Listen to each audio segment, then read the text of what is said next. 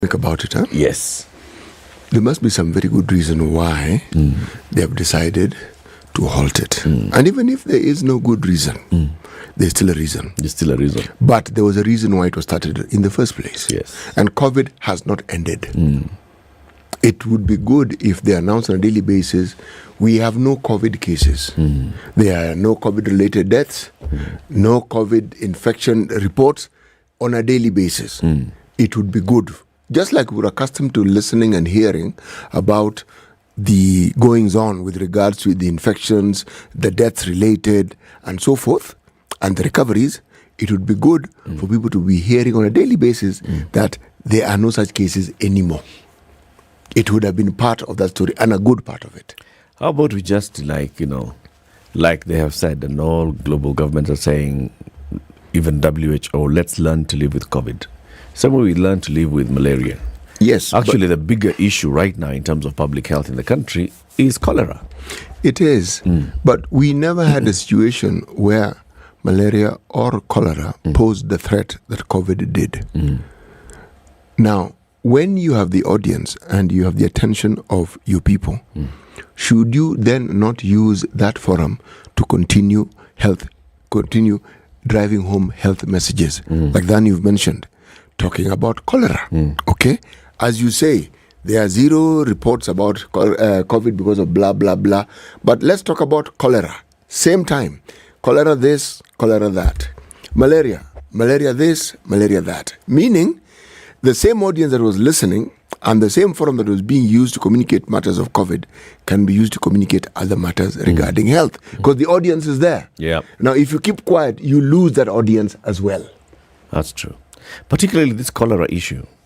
It's big. I mean, the government has issued an alert and said it's more than one county.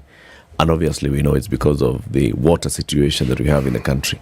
So many people are getting affected by cholera. It is true. And cholera isn't a phenomenon of 2023. Cholera has been there from time immemorial, from antiquity. The point being here, when you have a situation that has provided, terrible as COVID was and the effects thereof, you have an opportunity that has been provided for by the catastrophic situation for you to communicate daily, and you've accustomed people to it. The greater problem is losing that opportunity, because the silence does precisely that. You now lose the opportunity, and the gains that were made by having a voice, a health voice that the public listens to on a daily basis, you've removed it. And it is at no cost to you. All you need to do was factor in another disease for you to talk about. And there are many. Add something else. Yes. Yeah, that's true. It's 16 after 6. Anyway, we move. Let's take a look at the weather forecast, and then we come back and ask, where are you locked in from? Let us know by posting a comment on our social media handles, SpiceFM KE, on Facebook, on Twitter, and on YouTube. This is the Situation Room, the only way to start your day. Thank you very much, Eric, and it's good to be at the Situation Room. Always a pleasure coming here. This is the most challenging interview panel in Kenya. You guys are very well informed, and as you can see, Charles today very philosophical. To be poor in this country is the greatest sin you can commit, not just from a legal perspective, but from life generally. It is very, very skewed. We've just heard on the floor of Parliament, just most recently, a leader within the ODM saying that Sisi ni ng'ombe is a baba. Yeah. Which means that you are willing to be milked dry. You cannot force me to believe. I'll give way. If it's land that I'm told to return to you, I will. Okay? Because the court has said so. But I'll continue saying, watu wamenirusha. That's all that I'm doing. The Situation Room, Kenya's biggest conversation. All right, mostly clear skies in Nairobi today. It's currently at 17. It's going to rise to 29 degrees. Mombasa, 32 degrees. That's the highs for the day. Malindi, highs of 31 today. Partly cloudy for now. Kisumu, 33. Actually, Kisumu is going to be hotter than Mombasa and Malindi today. 33. Nyeri, 28. Nakuru, 30. Those are the highs for the day. In Kakamega, 33. Kinshasa, DRC, 30. Lagos, Nigeria, 33. Kampala, 29. Dar es Salaam, 32. And Johannesburg, 26. If we go beyond Africa, Beijing, 18. New York, 8. And Paris, 14.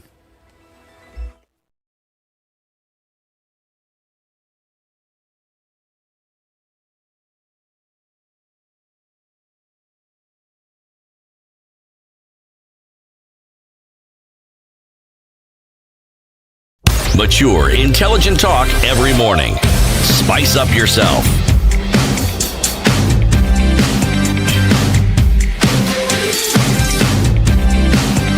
Mornings done right. 94.4 Spice FM. So, everybody who's online, karibu sana. Deep State says, good morning amigos. Team Ednah reporting for duty. Salimia Ednah sana tafadhali. Ednah umesalimika? Ednah amesalimika, nasema ako in the house. Who else is online this morning? Babawa Hungu, good morning. Maggie Kiruri, good morning. Freddie Otaya, happy International Women's Day to you too.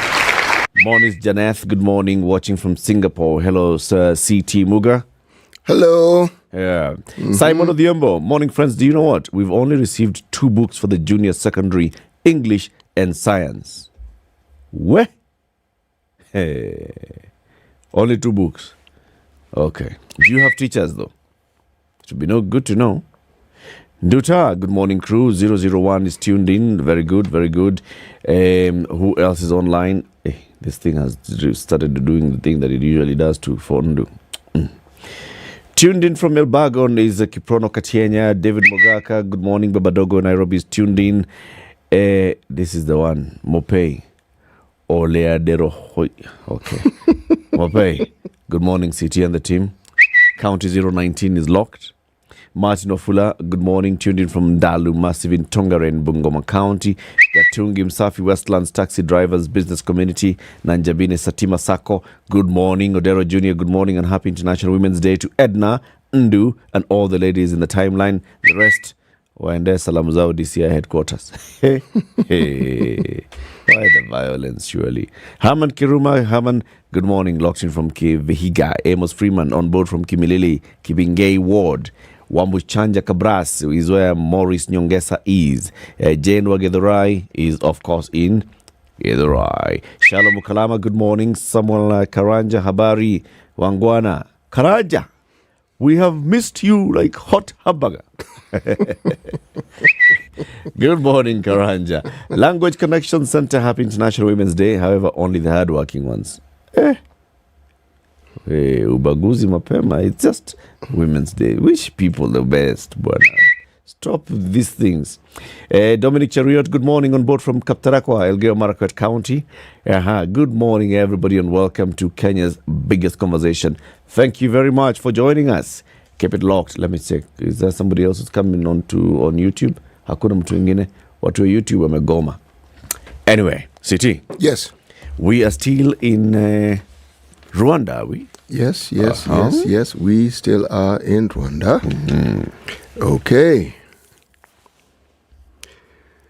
The guest is always a prisoner of the host. The guest is always the prisoner of the host. Think about it. That's true. You can't behave the way you want in someone's house. If you're a guest. You have to wait. Yes, and they have to say you've eaten enough. Yes, and when you still hunger past the point of having a headache, you say, no, I'm fine. Why? Yes, I'm okay. Why? I think I've had enough. Why? Oh, yeah. Would you like another drink? No. I usually just have one. In fact, this is really enough. And even if you wanted another drink, you have to wait to be asked. Yep. Which is where now the prisoner thing comes in fully and properly. Kabisa. Can't just sit there and say, And you people have... yes, and if they're serving chicken and you have been served the feet, the claws, you can't say, actually, my preference. No, don't you have... I like the neck. I like the neck. That's my preference. You will eat what you have been served. Oh, yeah. The guests... Is always the prisoner of the prisoner host. of the hosts. The day's proverb. Okay, shall we look at the headlines? Tell us what you're looking at. Well, headlines, let me start with the Business Daily today. All right. KRA enlists big companies to arrest wealthy tax cheats. Taxman wants invoice scrutiny to weed out cheats. Authority to bring more traders inside the tax net. Okay? That's the headline. The adjustments, that's at the top, they also have a top right-hand corner. It's intelligence. The adjustments are in line with global broader demands for enhanced disclosure practices. This career motherhood and what gives. Okay? Lower down, Uhuru's 26-minute order to release of 10 billion days to polls. Okay? That's a headline. And that headline, my friend... is everywhere. Is everywhere. It's in the Star. It's in the Standard. Is it in the Nation? Okay. Then, on the right-hand corner, smaller headlines. Public service jobs up 27% in 5 years despite hiring freeze. We have redefined the meaning of the term freeze. What? Yes. Global firms go for tender meant for Kenyan youth. How does that happen? We'll find out. Bonga points to settle Okoa Jahazi default. So they come and cool your bonga points. Or they say you can use bonga points. I suspect you can use bonga points. The thing that I often find amazing is when you buy bundles. Why should the bundles last 24 hours? Why can't they last for as long as I want? Why can't it be determined by my usage? So there are two types of bundles. There's expiring bundles and non-expiring Yeah, bundles. but why must it expire? It's mine. It's yours. You've bought it. I've bought it. With your own money. Yes. And it is 5 bob. If I want to use it next week, why can't I use it next week? Why must it only be valid for an hour? Why? That's a good question, though. Because previously it used to be, you can actually get the bundles and they stay for as long as they stay. Then they introduce those expiring bundles. Yes. Why? For their own inventory management. That's inventory. No. That's profiteering. It's not inventory. It's inventory management. Eric, there are 17 million registered M-Pesa users. Yes. Now, if you're telling me that I can buy a bundle for 20 shillings, right? Yes. And it's going to last 1 hour. Yes. Just do the maths of that 1 hour. Then if even half that number of people bought those 20 shillings, it's profiteering. Pure and simple. So if you're going to profit anyway, why don't you let me have it for a week? Or why don't you just let me decide when I want to use it? You've purchased it anyway. It's mine. Yes. I've bought it. The sale has been recorded because you've already paid. It's not that you are... No, it's not a freebie. Yeah. I have paid. And then... They're not giving it to you on credit. My freedoms are being interfered with here. You're being forced to consume. Yes, I am being forced to consume. Why am I being forced to consume? Why?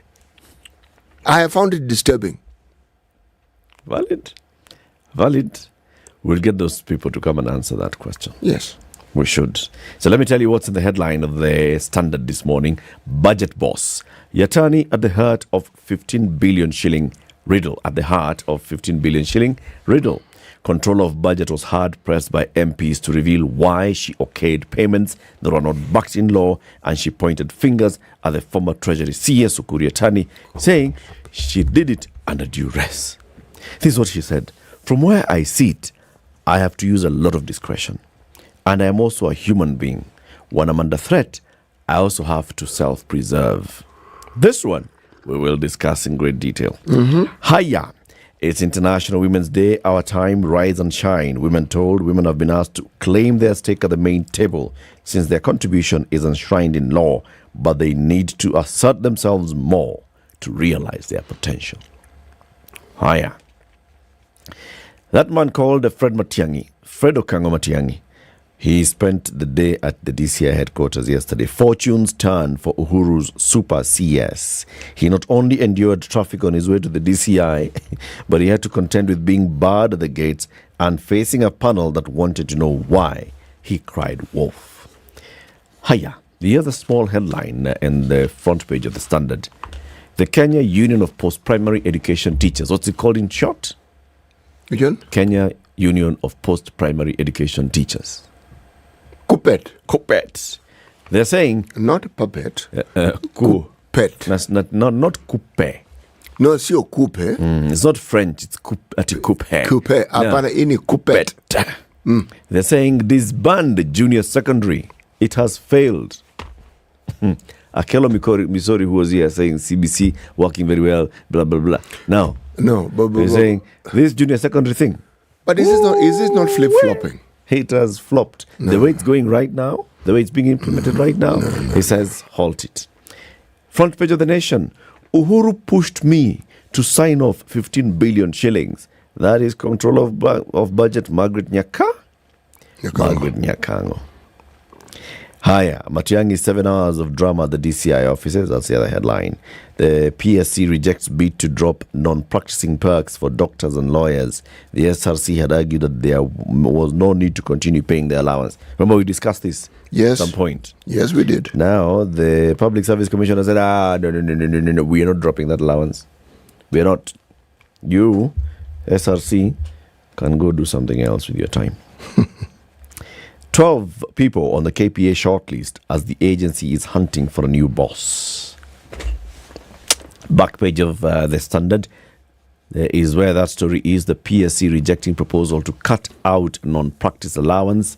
And then the other headline is KRA to track beer, petrol, airtime sales in real time. We'll look at those stories in detail shortly. Yep. It is 6:30. This is Kenya's biggest conversation. It's a situation room. It's a station that tells you if you want to fly, you can only fly better when you fly Emirates. Think about it. Think of getting served some lunch or dinner gourmet. Watch your favorite show on a 23-inch HD TV, 23-inch on a plane. Yep. And you're staying connected with free Wi-Fi throughout your flight.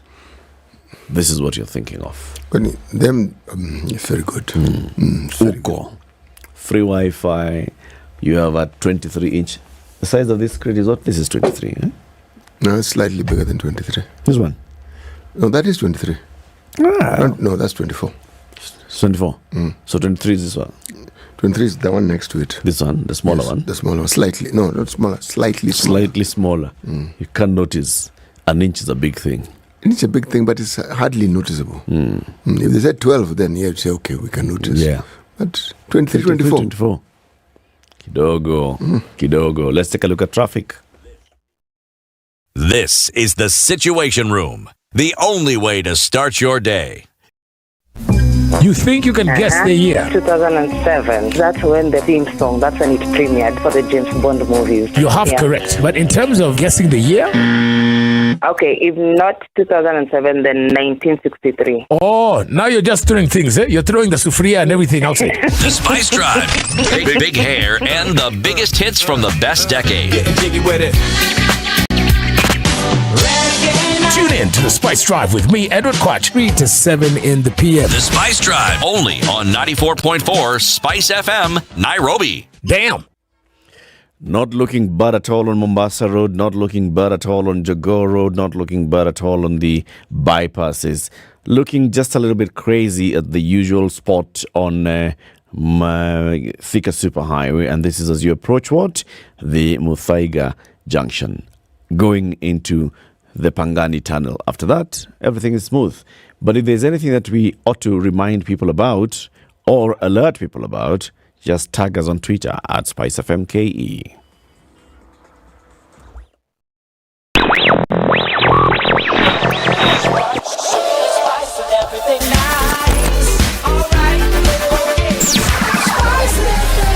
spice up your life. Mature, intelligent talk every morning. Spice up yourself.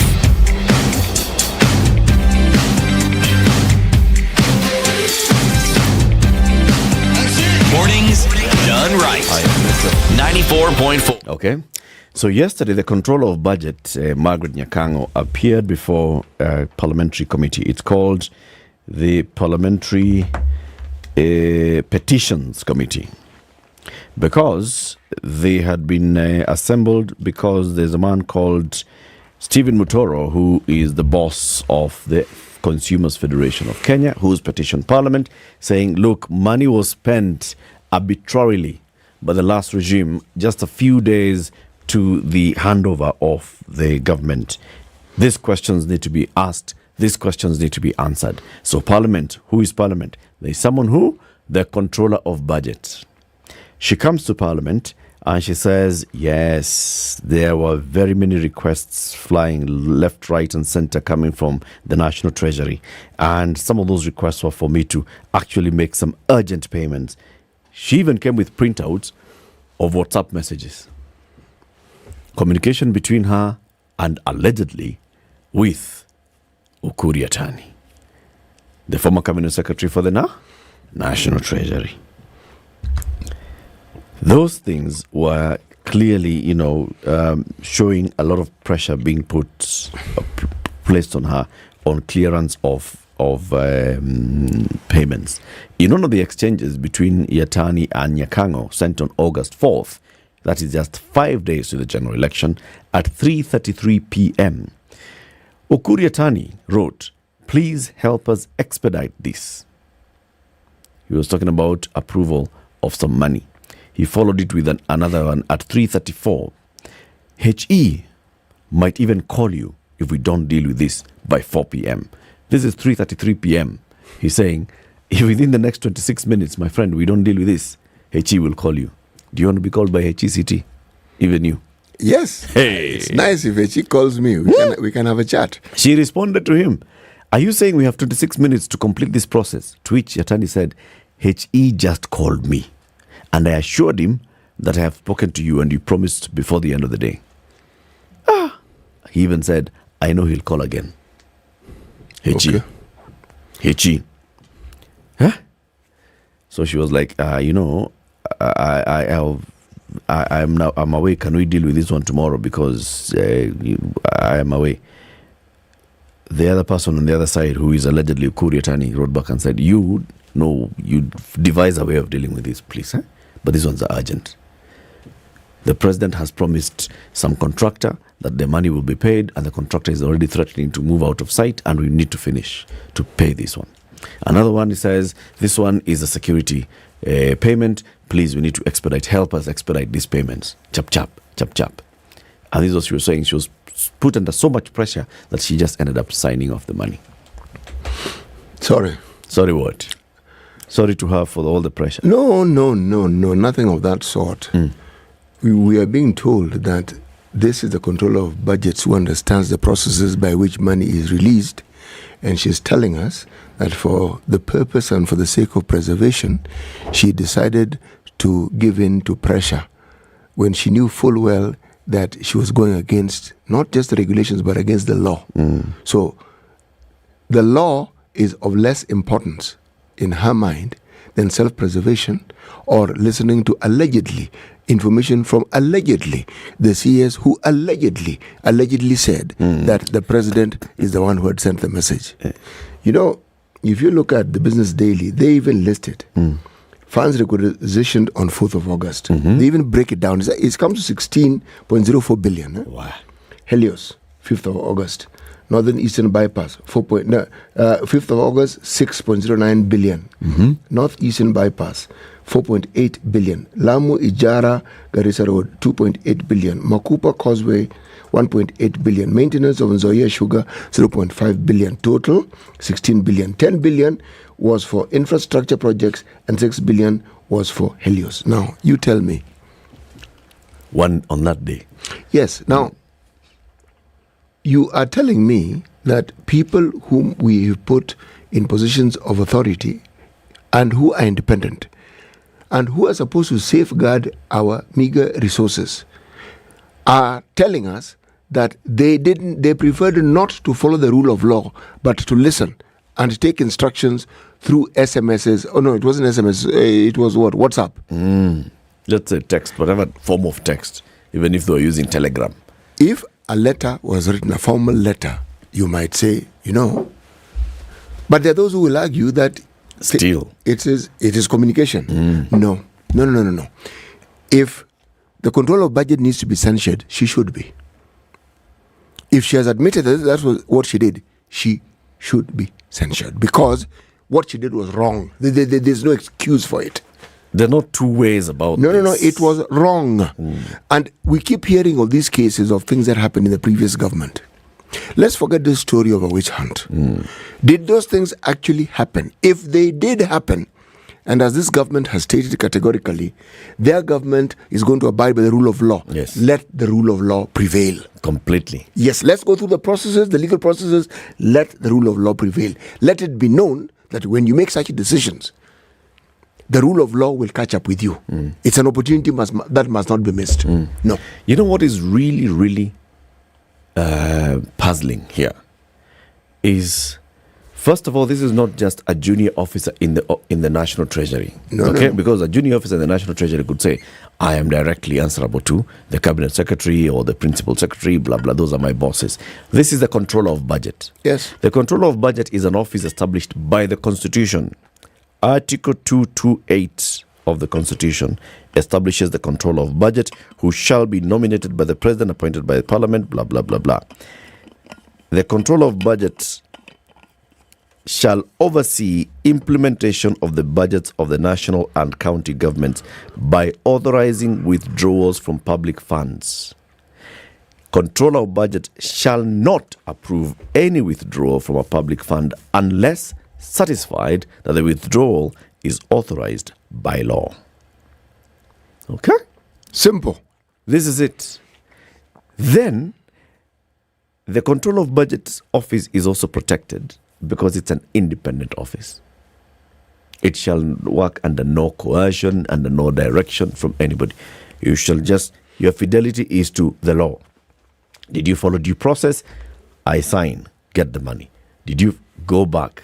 You have not followed due process. The Controller of Budget cannot say, I was under duress. And under duress, I've self-preserved. That's exactly what the framers of the Constitution foresaw when they hived up this particular role and placed it as an independent office. That the finance ministry of the national government and the finance docket in the counties can sit back and decide to use money like that. But there's somebody who has been placed mandated. Another office and said, this office shall be the gatekeeper. Yes. Gatekeeper cannot come today and say, what? The thieves carried heavy guns, and so I had to open the gate. Nope. The gatekeeper cannot be excused in this instance. No. There is no reason. It doesn't matter what she says.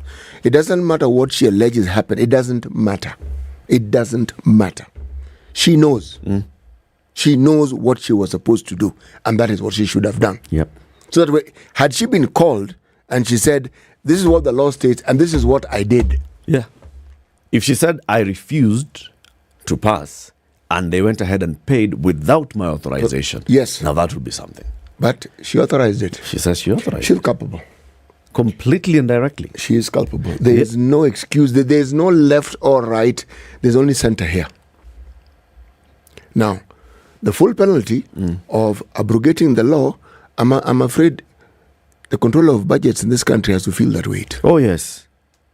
Oh, yes. I mean, you can't. Why didn't they plan to go through, follow the due process earlier, if these were ongoing projects? And why did she say this earlier? Yes. Why did she wait to be summoned by Parliament? Because Stephen Mutoro has petitioned Parliament. Why didn't she say this earlier? Why didn't she say, look, people, I have been called and I am not authorizing the payment, or I am being put under so much pressure. I'm sitting here with my lawyer. I'm presenting this, and for this reason, this job cannot be done. I am going home. My self-preservation is vacating office. Self-preservation cannot be authorizing illegal payments. I succumb to the coercion. So that's self-preservation. Yeah. Oh, no. That's self-mutilation. Because, and this ought to be something that those who are currently in power, this is something they should take note of. Because when you are in power, it appears like it is there forever. It never is. A time comes when the rule of law and you will come face to face and you'll be told, this is what you're supposed to do, this is what the law says. Yeah. These are the guidelines, and you went against them. Yep. And you will pay. There'll be a penalty. There'll be a cost. The next thing that I hope to see is somebody actually petitioning to remove Dr. Margaret Nyakango from office. Then she goes through, that due process of removal from office, after which then she faces the consequences. This administration was actually, if you look at the senior officers of the administration, were cheering and saying, Dr. Nyakango has come and spilled the beans. See, he's an officer. If the same administration talks about Wafula Chebukati withstanding the pressure and not backing under pressure, that's what they tell us, right? He was visited by senior people in the security sector and he said, no, I am not backing. I am going to stand by the job that I have been given and I sought to do. If we praise Wafula Chebukati on one hand for doing the right thing and not backing under pressure, we should not be praising Margaret Nyakango for backing under pressure and coming 6 months later to tell us, oh, by the way, this happened. It can't be. It can't be. Another story then, City. Yes. KRA story. Yes, please. Okay. Yes. Bigger companies will be penalized for doing business with suppliers not listed on the electronic tax invoice registry in fresh efforts to weed out tax cheats and boost revenue. The Kenya Revenue Authority says it will not accept invoices from suppliers not captured in the electronic tax invoice management system, ETIMS, and an internet-enabled tax register that relays real-time sales and data to the taxman for firms registered to collect value-added tax. Now, the authority is seeking all suppliers to be listed in the ETIMS, expanding the registry's mandate beyond VAT. So you're a big company and you're dealing with a small micro SME. That micro SME must have a VAT or else. That makes sense to me. I do not see a problem with that. My question is, not all companies are required to file for VAT, right? That is absolutely true. Because they look at several things. One, there are some companies, the nature of business maybe does not have value addition. Or, number two, your turnover. If your turnover is below a certain amount, is it certain threshold? Yes, you're not required. Yeah. So if you're a micro SME that has turnover of below 3 million shillings and therefore you have not applied for a VAT obligation with KRA, are you being told by KRA that you cannot do business with a big company? What they're saying, if you're not listed in the electronic tax invoice registry, then these people cannot do business with you. So essentially, yes. Now, if you're doing business and you don't fall into that category, this is where you appeal and say, you, KRA, again, given the laws that you operate under, exempted us from this. Yeah. And we do business. So how do we continue doing business when you've issued this particular regulation? I have always found that such matters, when they come to the fore, they're good because they help us understand the details of our laws and how these things function. That KRA is insisting that people must be in this register. It means there are people who are not in that category of small business people. They are actually in the other category of people who do far bigger business with far bigger volumes, but they have not registered. That is what I read from this. Yeah, but what KRA should be doing then is collecting that information and following up. You see, as a big business, you are a big business city, right? I'm a small business. You ask me to supply you with these armbands because you're doing gifts for some visitors who are coming from your international headquarters. I bring you the Kenyan armbands. I'm a small micro business somewhere. I supply 50 of these things, right? My annual turnover in business does not meet the threshold for KRA, for VAT. My business itself, I have not filed for the obligation for VAT. They are basically saying that now I cannot do business with you. What they should be saying is, you should be able to do business with me as long as I can prove to you that I have not applied for VAT obligation. That is true. And then you will tell KRA, I did business with a small company called Eric, and a small company called Eric has not filed. So now it's upon KRA to come to me and say, well, Eric, I think you should file. The conversation has been expanded, and this conversation will continue. Because you could ask, if it is a really small business, simple question, then how do you pay this person? Because we need that business. And they are able to supply, but the threshold that we set and which we have and we abide by, they do not fall under that particular category. Yes. Again, this is a conversation that will continue. I think the problem with KRA is that they always think punitive. They come from that angle of thinking punishment. We shall come after you if you're a big business and you're doing business with people who don't have VAT and you don't supply the electronic ETR. We shall punish you. Come on, KRA. Kila kitu has to be a fight and a war. There's, to their credit, KRA has actually tried, at least in the last year, the efforts that KRA made to present themselves as being user-friendly and to present themselves, it's profound. But getting rid of that kangumu culture is a little difficult. It's very difficult. Yes. But let me just mention this with regards to KRA. KRA were mandated or were given the go-ahead and a mandate to be collecting own source revenue for Nairobi County, isn't it? Yes. Have they been kicked out? With NMS. Yes. They've been kicked out. Now, with the kicking out, the own source revenue in Nairobi has dropped to a record low. Just thought I would mention it since we're talking about KRA. This is according to who? This, my friend. Is it the City Hall reporting that our revenues have dropped? Yep. Or is it official KRA? Data from the budget controller? Budget who? Controller. Yes, shows City Hall's internal revenue fell by 1.078 billion. Okay? Meaning, it has shrunk by 28%. God almighty. More than a quarter. Is this serious? Eesh. It has shrunk. What the budget, the controller budget should tell us, according to the work that they do and according to what other agencies have done, what is the estimated own self-revenue that Nairobi should actually collect? Yes. Let's start there. Yes. So that when you say there's a shortfall, we understand the background from which we are actually speaking. But when you just throw in billions, it just means you're throwing billions. We don't really have an idea and we don't know what to compare it with. Yes. What if the maximum they could collect was this 2.7 billion? But on the other hand, what if the maximum they could collect is 27 billion? Yeah. Yep. Right. The Public Service Commission Go ahead. has rejected a proposal by the Salaries and Remuneration Commission to abolish non-practice allowance in public service, handing support to thousands of doctors and lawyers who protested the plan. The non-practice allowance was intended to facilitate the attraction and retention of specific scarce and critical professional skills in the public service. Also, the government was worried that trained professionals would go into private practice, making it hard for the low-paying public sector to attract top lawyers. Now, last year, SRC argued that the situation has since changed, and there is therefore no need to continue paying this allowance. SRC also wanted the retreat allowance, sitting allowance for institutional internal committee members, and task force allowance scrapped.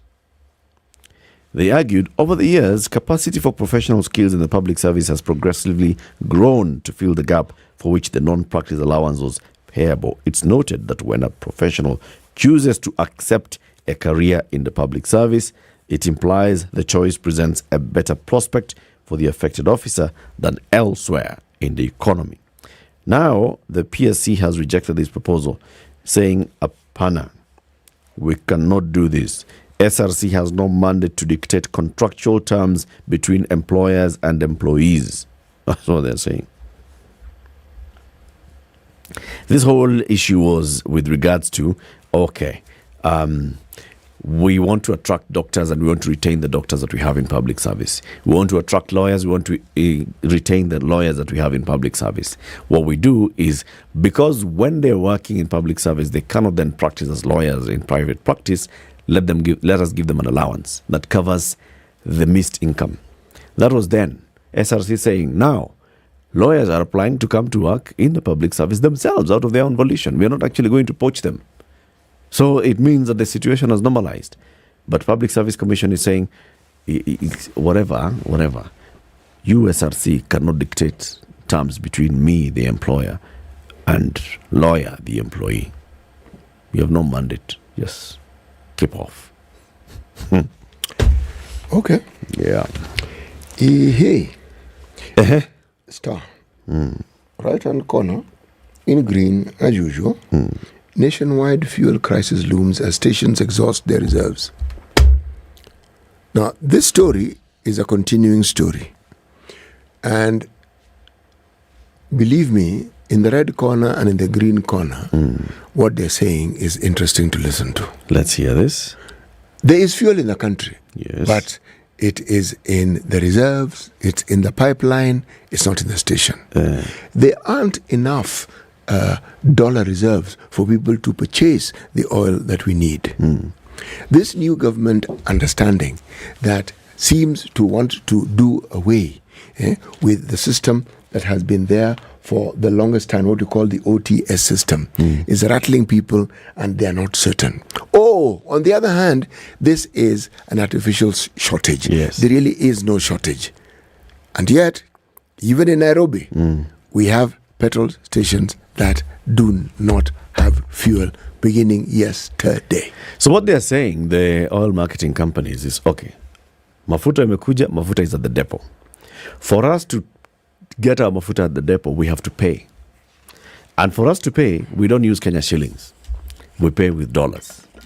Now you can imagine, pick one of the big oil marketing companies, Vivo, yes, or Total, or Ola, or Rubis, or Galana.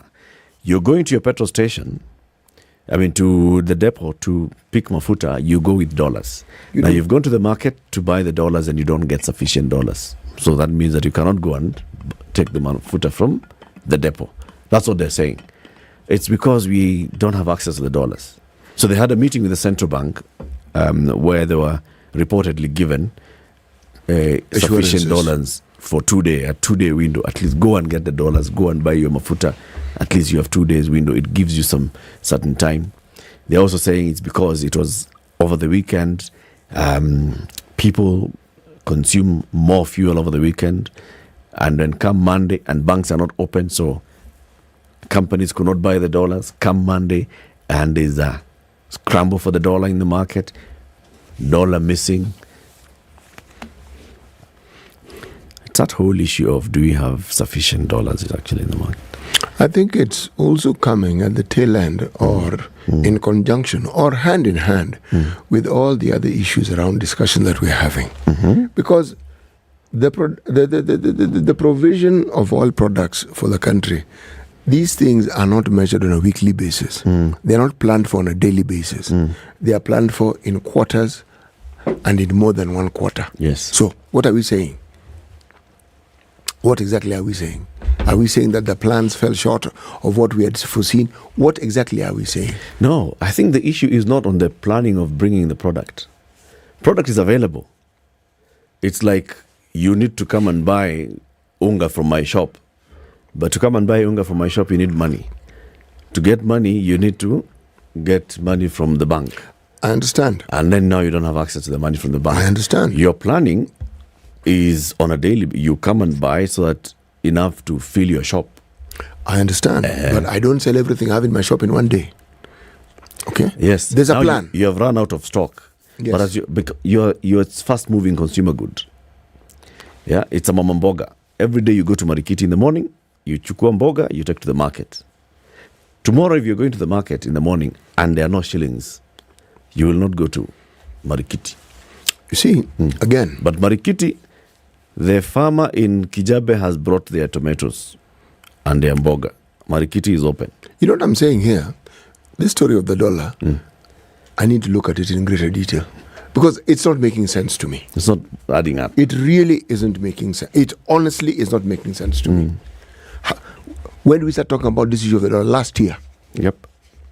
Last year. And we were assured by Habilulaka that these are just jitters. Exactly. Are they really jitters? And if they are, then what really is going on? If we do have enough dollars, okay, who's taking them? Where are the dollars going? Or who's holding them? What's the story behind the dollars? Yes. Yeah. That's a big one. Quickly, before we go to the top of the hour, the Teachers Union claims the transition to junior secondary has failed learners and is calling for its disbandment. Kuppet wants a crisis meeting of stakeholders convened to deliberate the future of JSS and a rethink of its placement. The meeting, according to the union, should bring together teachers, parents, unions, MPs, Ministry of Education officials and professionals to address the emerging transition issue. In its verdict, the union cites the lack of teachers to manage grade 7, inadequate books for learners. You've just heard the learners have been given 2 books. Additional levies charged by schools and confusion that has marred the transition. Basically, Kuppet is saying, look, since we opened and children were going to grade 7 JSS, children have not started learning. They don't have teachers. They don't have books. There's confusion. Why don't we just halt this thing altogether and first of all hold a nationwide conversation on how exactly we want to manage this? Otherwise,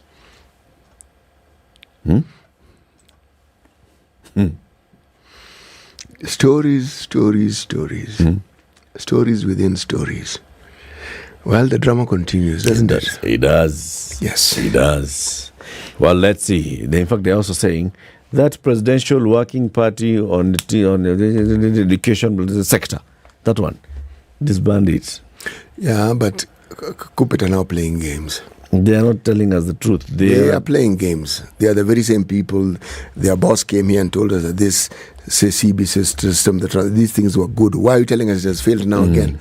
Where do we stand on these issues? They are not saying CBC has failed. They're saying the transition to JSS has failed. You know something?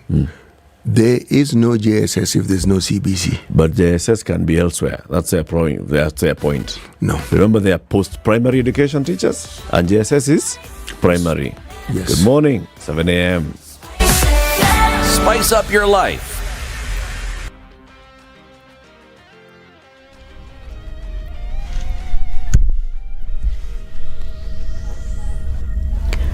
Good morning. This is the Newswire. I'm Leah Obaga. Rally driver Maxine Wahome is set to be charged with the murder of her boyfriend Asad Khan. Khan, who was also a rally driver, died on December 18th last year after sustaining injuries a few days earlier. State prosecutor James Gashoka forwarded the case file to the High Court following the conclusion of the investigations.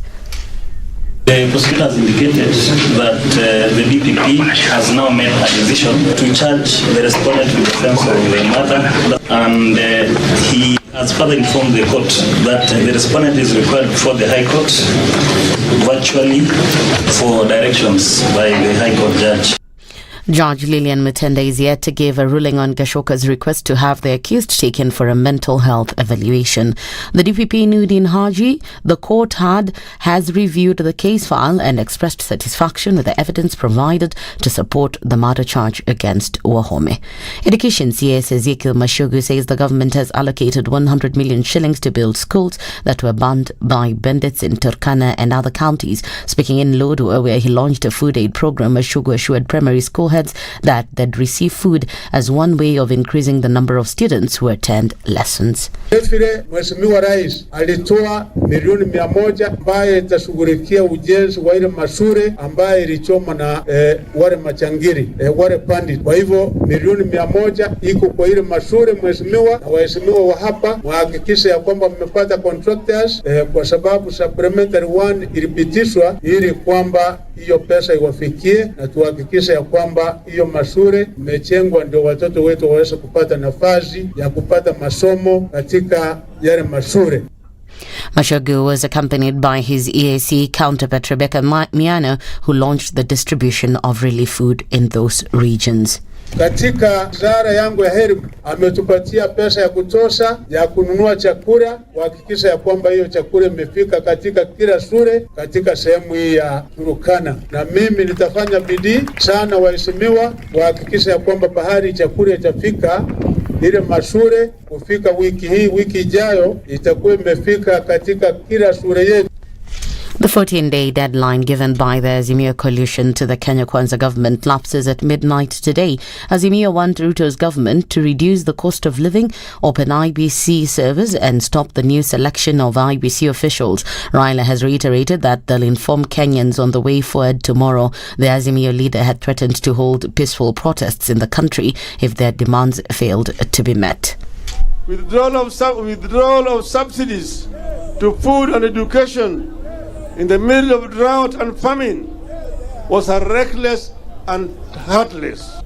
Consequently, the subsidies must be restored, the cost of basic commodities and taxes must come down in the next 14 days. Servers must be opened and audited under auspices of a reputable firm or organization, failure to which we shall lead the people to restore their authority and voice. If these demands are not heeded, within 14 days, we shall lead Kenyans to mass action across the country. So far, no demand has been met, with President William Ruto saying that the servers can't be reopened again. The servers were open when we all were identified biometrically, and each and every one of us was given a vote to cast. The servers were open. It is also true that when the counting was done and the results were posted on the portal, the servers were open.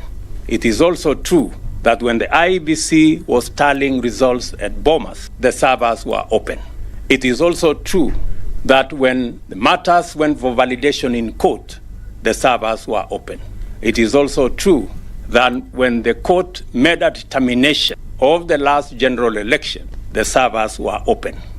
And in the international scene, Zambian police say they've arrested 4 women rights activists who'd taken part in a march against gender-based violence that authorities said was used to support homosexuality. Same-sex relationships are outlawed in the conservative Southern African country and punishable by up to 14 years in jail. Those held include the co-founder and 2 other members of the Sister Sister Foundation. That's the Newswire. I'm Leah Ubaga.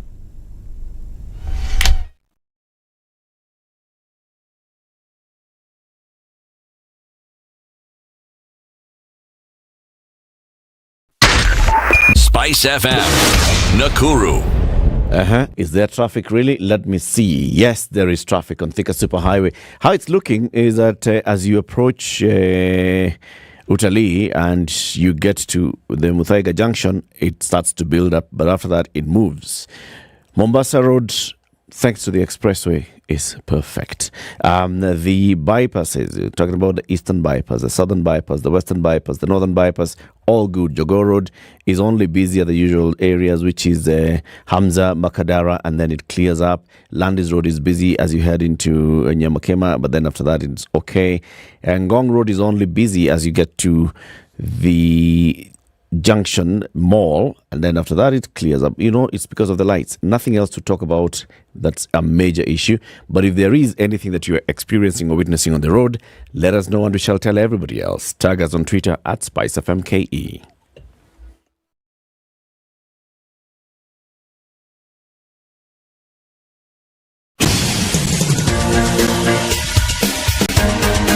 This is The Situation Room, the home of hard-hitting political commentary and penetrating insights about the state of the nation. This is a talk radio experience like no other. The Situation Room, a place for hard truths, debates, and elevated conversations. The Situation Room, witty, political, engaging, deep, controversial. In the room, we have C.T. Muga, researcher, academic, seasoned political observer, a fountain of wisdom in these politically uncertain times. Ndu Oko, Nigerian by birth, Kenyan by choice, communications expert, Pan-Africanist, a truth seeker and believer in people power, and Eric Latin, agent provocateur, the man in the chair, seasoned journalist, news hound, a man who believes in punching up, not down. This is The Situation Room. Good morning, and how are you doing? It's Wednesday, the 8th day of March, 2023. It's International Women's Day. Happy International Women's Day from wherever you are locked in from this morning. And thank you very much for choosing the Situation Room as the way to start your day. We are live on SpiceFM, on KTN Home, and we also live stream the show on YouTube and Facebook. We have two guests who have joined us to have this conversation about International Women's Day. Of course, we know the first question is, why the 8th of March? We'll ask them. Faith Oyua is a gender program officer at We Effect East Africa. And Christine Okeno is from UN Women Kenya. She's a specialist on ending violence against women and girls. Good morning, ladies. Good morning, Eric. Karibuni sana to Kenya's biggest conversation. Asante. Thank you. What you're sitting on, Christine, is the hot seat of the Situation Room. It doesn't feel that hot, but thanks for the warning. So far, so good. Where you are? Yes. Just by association, that is also the hot seat. That's where Ndu normally sits. Ndu is away for the rest of the week. Thank you. But she said, ukikuja, tukupatia kiti yake. Asante. Karibu sana. To welcome you both, City has the day's proverb. It's from Rwanda. Yes, our proverbs for the whole of this week are from the country of Rwanda. This one is a simple, straightforward proverb. The guest is always the prisoner of the host.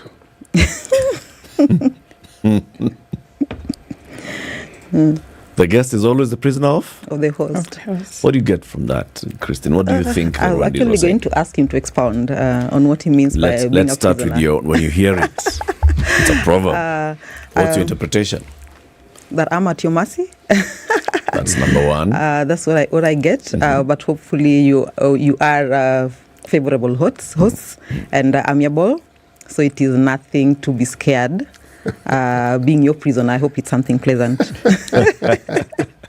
Faith, what's your interpretation of it? Still the same. I'm here at your mercy also.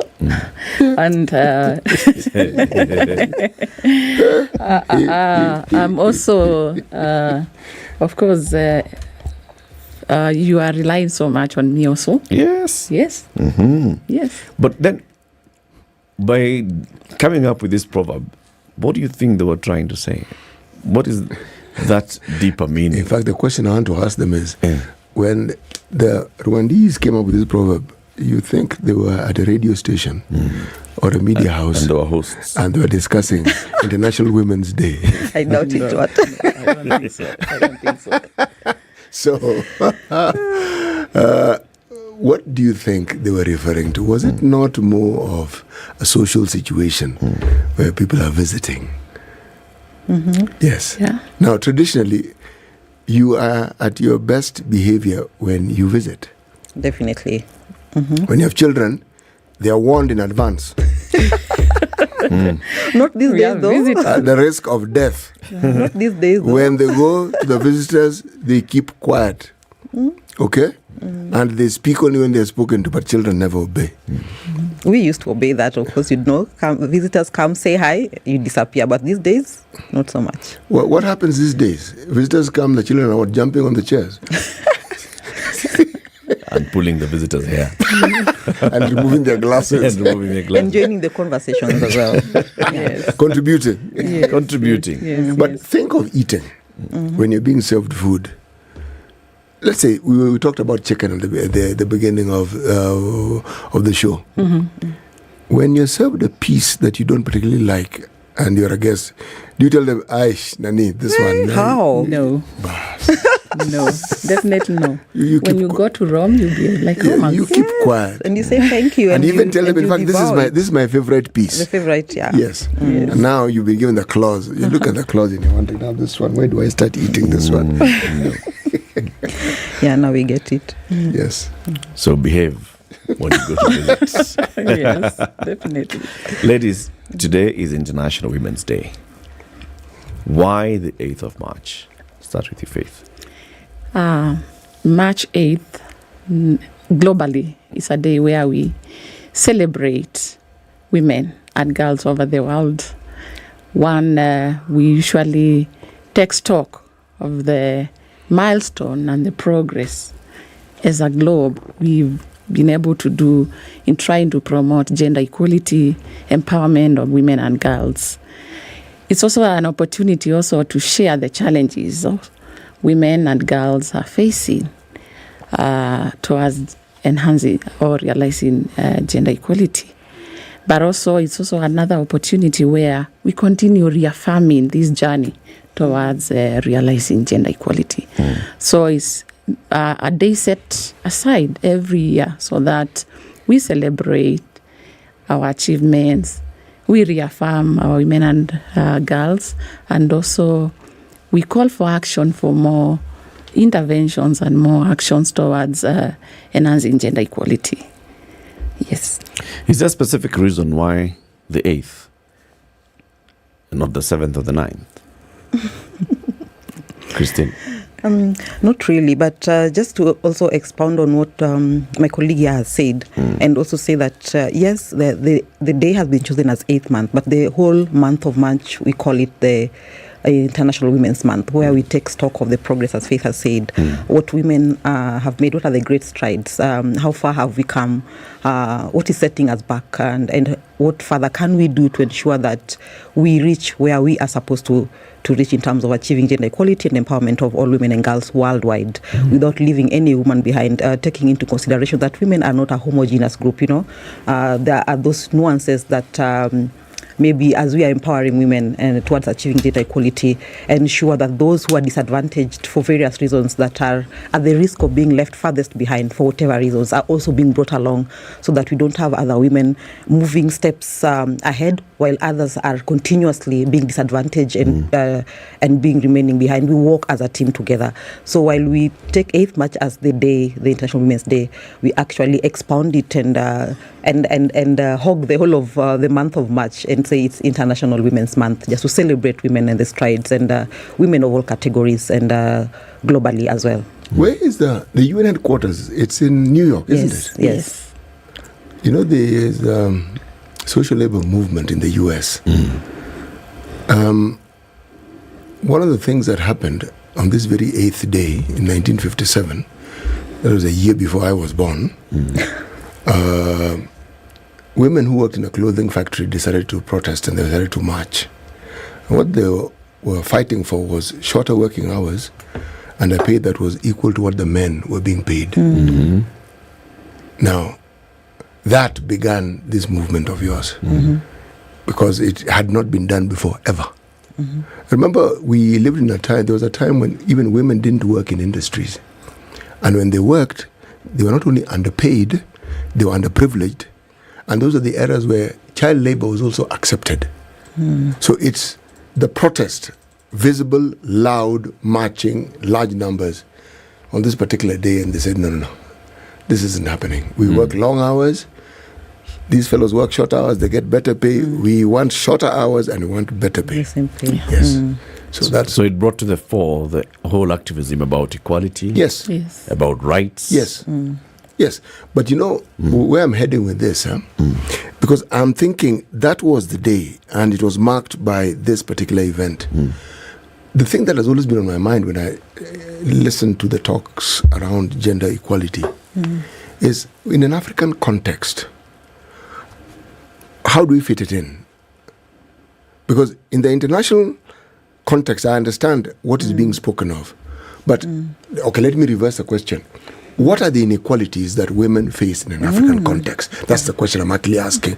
Because to ask for this equality, it means you are rectifying something that isn't quite right. So what are the inequalities?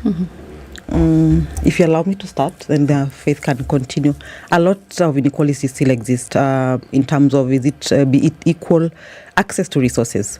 We still know, for instance, in Kenya, even if you look at the recent Kenya demographic and health survey, land ownership, women are still greatly disadvantaged. So equal access and use of resources, still inequality exists there. In terms of access and to education, women and girls are still lagging behind, and this also affects the opportunity that they're able to get, be it in employment or in terms of businesses, and the skills that they gain in terms of education. And even if they have that access, that those existing norms or cultural beliefs and biases that maybe will, to some extent, affect how far they can go in terms of the career choices they make, the kind of the job market they're able to go into. And then also we do have the the increasing burden, the burden of care work, that women and girls are often disproportionately the ones who are taking a lot of this care work at home. So that one also affects the participation in the society, participation in the public life and leadership. So those are the kind of inequalities that for us in the African context are still very much in the limelight, so that it does not look like inequality. Maybe if the march started in the US, as you mentioned, that it is not relevant to us in an African context. How do we contextualize it in Kenya and say that these issues are still relevant to us? And this is the equality that we need to fight for instance, in Kenya, as a people of Kenya, where women and girls are still lagging behind. But also I leave it to my colleague to expound further on other areas. Thank you so much. There are so many inequalities women are facing in Africa, and also in Kenya, in our own context. For example, when it comes to women participation in decision making at all levels, starting at even at the family level, going to the institutions, maybe where they are either engaged as members, maybe of organizations, in workplaces. There are also a lot of women being left out in key decision-making positions and levels. When you look at the workplaces, for example, and these days women are also educated, but you realize some of the top managerial positions still are yet dominated, majority by men. So there's that parity when it comes to women occupying those key positions in organizations, and also taking up leadership position in many of the organizations. When it comes to issues of control over resources, she talked about the access, but there is also the issue of control of the benefits.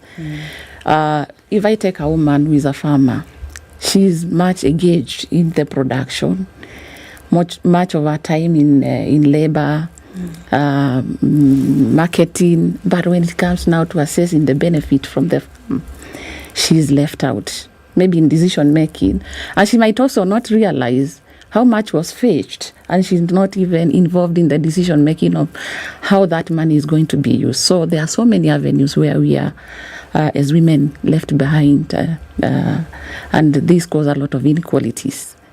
But as we talk about all those things that you've raised, and they are valid points, yes, is the situation in 2023 the same as the situation in 1983? Definitely not. I mean, if we talk about control of the resources, are you telling me that today's woman is actually participating in putting bread on the table, but not deciding how many slices she's going to take? The situation has really changed when you compare like a decade ago. And this is because of a lot of efforts of so many players in this field. We as also development workers, as expert in that field, we are doing quite a lot in terms of empowering the communities, empowering the people at the households, and other players, starting from the private sector, the government, and also the other avenues where women are getting enlightened and empowered, going to school, getting education, getting awareness and skills. And these has really improved the situation. There's a lot of advocacy also around that area in all platforms, in the media, also in other platforms where generally the community, not only women and girls, but also men and boys, everybody is involved in this journey to make sure that the situation of women and girls change. Yes. So what remains as a sticking point now, today? I would say a lot of progress especially has been made in terms of the legal and policy framework, and especially in Kenya. We've come a long way in terms of our law on equality, starting from the constitution, which thereafter had a ripple effect on a number of laws to ensure that women and girls are on the same playing field, be it in terms of ownership of resources, access to finances. We have a lot of affirmative action funds that I'm sure you might be aware of a few of them, and the laws and the implementation of these laws. But what is still holding us back for me, in my own view, I would say, is still the social cultural beliefs, you know. I always say that the fact that somebody is educated does not automatically erase the biases and the beliefs and the norms that you grew up with. It is not easy to change what you consider or what you are brought up with as the norm. If, for instance, in your community does not or frowns upon a certain behavior, for instance, it is very hard. yes, of course, there are those instances where somebody can be an outlier and defy certain things. But despite the education level, at times you find women are still held back by certain beliefs. This is what women do in our community. The husband is the head of the family. For instance, I'm a lawyer by profession, and I know, for instance, at work, women who would, despite earning, take their whole salary and the man decides. So I earn, he earns. The money that I earn, he again gives me. This is for her. This is as 3, an advocate. Yes, as an advocate of the High Court. Well, for me. So you see, she's educated. She knows the right. You're supposed to be an advocate of the High Court. You know all the laws, but they still believe that the man is the head of the household. So I bring my money. We have a pot. Then he decides, Christine or Faith, 3,000 is for her. I had you mentioning 3,000. 1,000 is for your money, Kia. This is for the household. There are still people who believe in that. So when we talk about empowerment, we have to say, yes, progress has been made, but there's still those. But is such a person disempowered? If the person willingly takes the money and says, husband, we are a household, here's the money, all right? And now, let's say, have the conversation about how you're going to divvy up the money. Is that person disempowered? To some extent they are. Why How shouldn't you have the agency to decide how to spend the money that you work for? You have it, but you've decided to see it. You've already decided. Why? You see, let's go by what you have said. Yeah. She earns a salary, then she takes the salary. She takes the salary. Why is she taking the salary? Because of the norms, the belief for her that she has been brought up that the man decides. That is you who is deciding that. No. It's that person. It's a belief. Like you said, this person has gone through school, has gone to Karen, has left Karen, has come to the High Court, has been admitted to the bar. This person is exposed. It doesn't automatically. Also this person it takes time. Willingly cedes this what you call agency. It takes time for some reason. To somebody to realize that I have the power and I can make that decision to decide for myself how to spend. It takes time. So at times when we talk about, yes, you're going to school, we are all empowered. There are various levels of empowerment. I was just trying to say that despite that education and the progress that we have made, we are still not there yet. We still need to do much more, realizing that people come from various backgrounds and that the advocacy that we do targets specific social cultural norms, working with the communities, working with the opinion leaders in those communities specifically in order to ensure that, yes, even as communities, it benefits you to ensure that women have this agency so that even if the man, as the head of the household, for instance, is not there, your woman is not disempowered to the point of she cannot make decisions in terms of as a head of a family if you're not there, for instance, So also working with those community leaders, the male champions, to ensure that you can be co-leaders in a family together, and it is beneficial for the family, for you to be having that leadership and the agency to decide the course of this family. It's still a work in progress, Eric. That's what I'll say in brief. I don't know if I'm convincing. You don't look convinced. No, I'm not. But it's okay. Me, I'm actually wondering where the problem is here. Similarly, yes, I'm just thinking, because what I understand you to be saying, Christine, is that such a person is disempowered because of their socio-cultural upbringing and beliefs that they hold dear. What is normalized, Now, at what point do they have the agency to actually make a decision? Did they decide that they want to be, this is the career they want to take? Did they decide that this is the career they want to practice? Did they decide the job that they want to take up, whether it's private practice or employment? Did they decide the day they want to get up and go to work? Did they decide at what point do they become no longer yes there? Looking back in terms of deciding, for us who are a bit older, when, of course, we are growing up, in terms of decision making for us as children, we did play a lot. Like for me, deciding which course I'm going to do in the university, that was decided by my father. Yeah. And when I went to the university, I realized this is not what I want. So I changed my course immediately because I realized this is not what I want. Yeah. So what I am trying to say is that sometimes we might not decide. at early stages, at early ages. But as we continue getting to understand, we have that space to make our own decision and which directions we want to grow. To go. So, but for women, looking at the women at the rural setup, when she's talking about bringing everything, the situation has really improved. But we can't say that we are yet there. I can give an example, because for us we work with the rural women, and sometimes we organize for them for trainings, and these trainings maybe could be residential. So you realize we have targeted few women, and some, because we are now going to talk about technology, because that's the theme. They might not own mobile phones, maybe, where we need to reimburse the transport. And if they have, maybe this woman will give the number of the husband. That's where the money is sent. So she doesn't have control, even that small allowance of transport. So she has to send it back to the husband, and who knows whether he's going to refund. So sometimes we can't say we are yet there. There are some who are still not able to make any decision when it comes to benefits like money, what we are just discussing here. Yes. You know, the negative aspects of social norms are what leads people to desiring and pushing for change. Because sometimes there are certain social understandings, or there are certain social contracts that people have, which they themselves may be fairly comfortable with for whatever reason. Yes. Now, us looking from the outside in, yes, you may look at it and think, but how is that? How are you okay with this? This is truly odd, and actually they're actually very fine with it. Very okay with it. If you look at some of the norms that certain communities have, like, let us say, let me be gentler with it, female circumcision, okay? The people who are at the forefront of encouraging and enshrining and ensuring its right has been women for the longest time. The men play a role, yes, but it's the women. Now, you'd look and wonder, but surely, can they not see some of the harm that some of these practices actually bring about?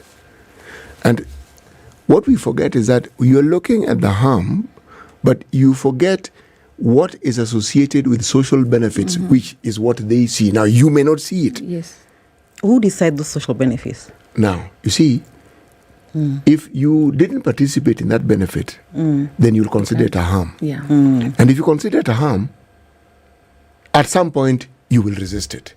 But I'm talking about when there's an absence of adequate resistance to something that you are calling negative, then you have to ask yourself, what is this thing that these people find positive in this? There's something there, maybe they hold onto it. Yes. Which we might not understand. Yes. Like now the issue you are discussing about the FGM.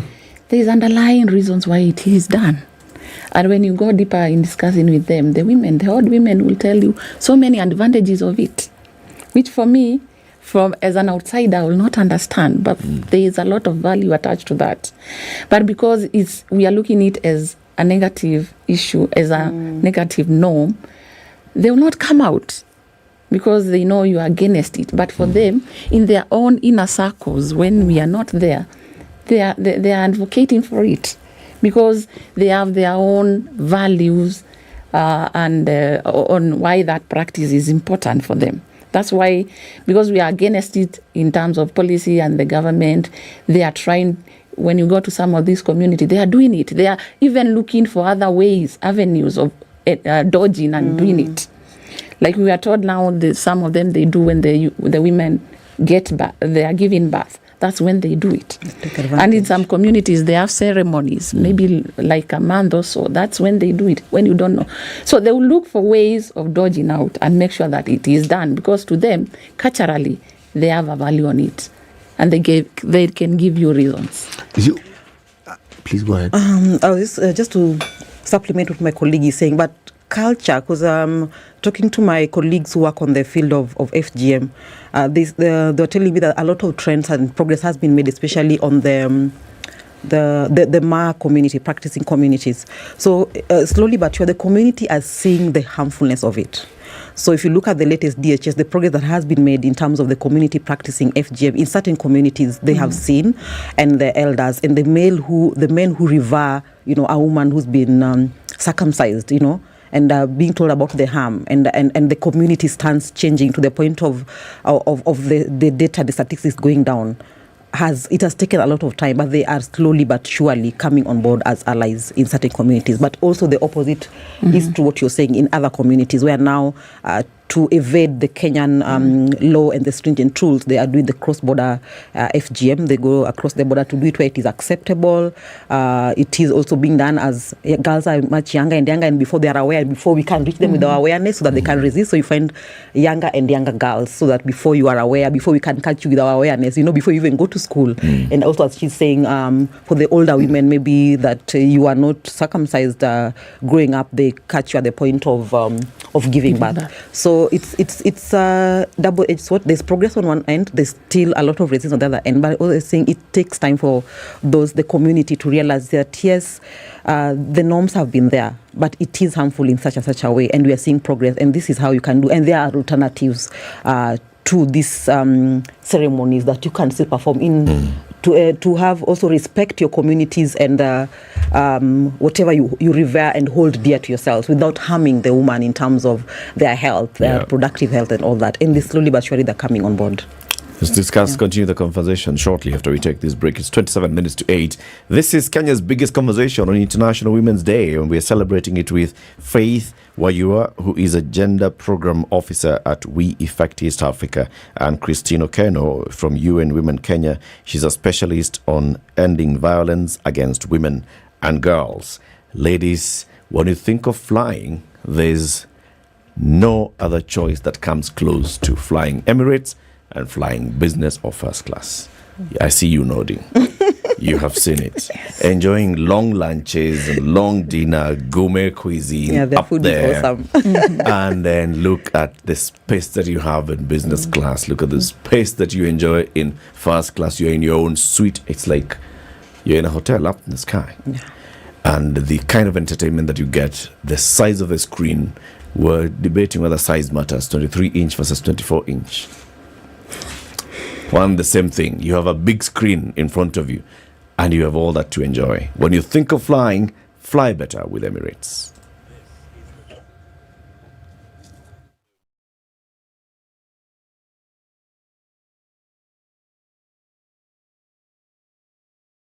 This is Double O Direct, woman host, music by women, and only women guests. Everything is so larger than life. You kind of have to have a good understanding of who you are. You could easily lose yourself. We have a global approach in the programs that we put together, meaning that it's not just about refining my business, it's about refining the industry. It's about touching the youth and making sure that in totality, change actually happens. Catch Double O Direct every Saturday from 10 a.m. Only on 94.4 Spice FM, Nairobi.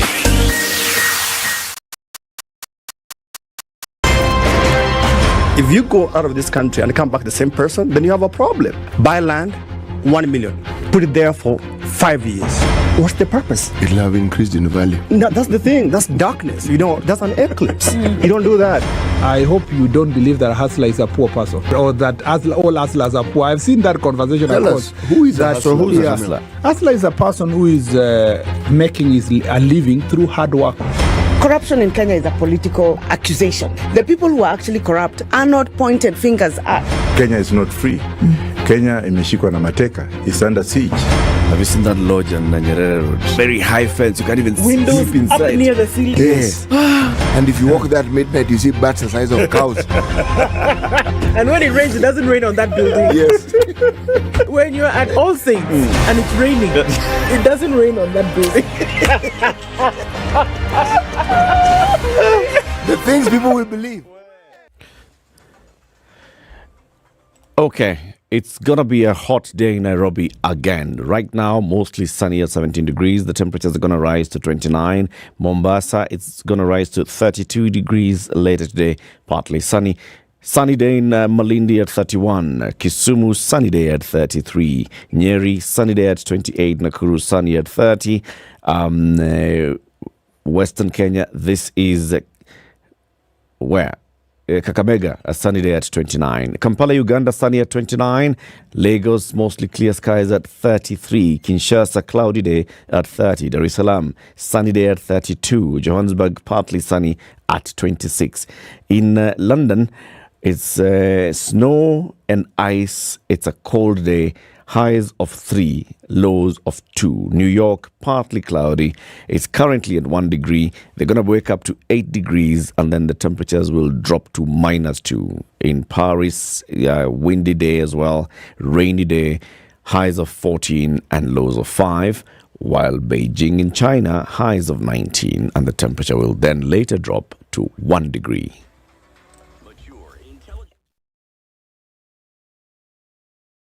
Mature, intelligent talk every morning. Spice up yourself.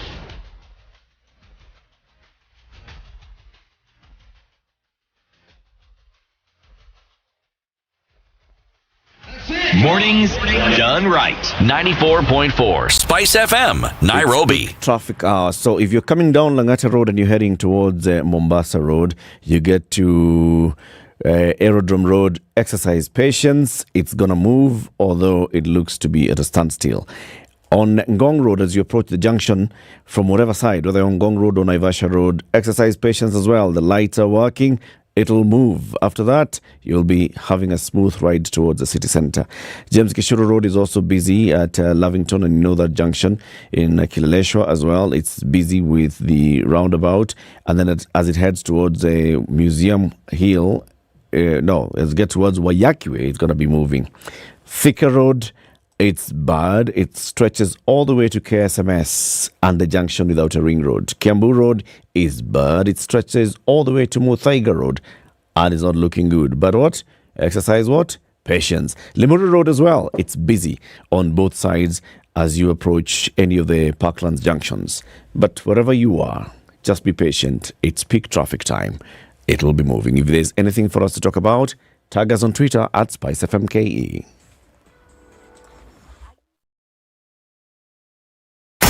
Are you ready? Okay. Spice FM. Mature, intelligent talk every morning. Spice up yourself.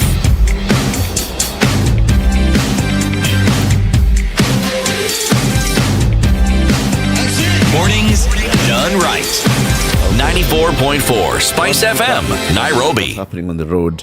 Dr. Kigondu sends us a message and tells us on Kiambu Road, it's actually not looking good. He's sending us pictures saying even ambulances are trying to look for panya routes. That's how bad it is. Okay, people, allow an ambulance to pass. That's what we should do. We'll continue our conversation on this International Women's Day with Faith Wayua from We Effect and Christine Okeno from UN Women. The theme for this year is around technology. I know the hashtag is #Embrace Equity. But what about technology, Faith? If you know, we have the Sustainable Development Goals. Sustainable Development Goal number 5 is about gender equality and empowerment of women. And innovation and technology is one of the targets towards realizing that goal. And this theme for this year is digital innovation and technology, supporting gender equality. And technology and innovation is the way to go in all aspects. And from where I sit, because we work with farmer organizations, we are supporting them in their agricultural activities, for example. Mm-hmm. So you will not talk about realizing full benefits without technology, without innovation. So I think it's timely because there is a lot. Technology and innovation is contributing towards increasing productivity, for example, for farmers. But again, also there is a lot of challenge when it comes to gender gap in accessing digital innovation and technology in terms of access, where both men and women are different when it comes to access. They cannot have the same access rights. So it's critical to us from where I sit. And there's a lot of progress when it comes to innovation and technology, right from the infrastructure, connectivity, digitization. There's quite much which is contributing a lot to development. Like you say, at We Effect, you work a lot with farm organizations. Yes. All right. So give us what you see when you're working with these organizations in terms of their access to technology and what they're using that technology for. How does it benefit them? Yes. And especially focusing on the women in those groups. Yeah. Our farm organization, majority are cooperatives who are maybe doing coffee production, marketing, and also export, and also in dairy. And these are some of these enterprises or value chains, cash crops, which you cannot realize benefits without technology. But there's quite a lot they have been able to do to advance, but there are a lot also for challenges when it comes to figuring out do we have the right technology to maximize what we are supposed to, what we want by the end of the day. So as much as they are doing so much in trying to invest in technology and innovation, there are quite a lot of challenges. One, for example, is also we continue advancing, technologies continue to advance.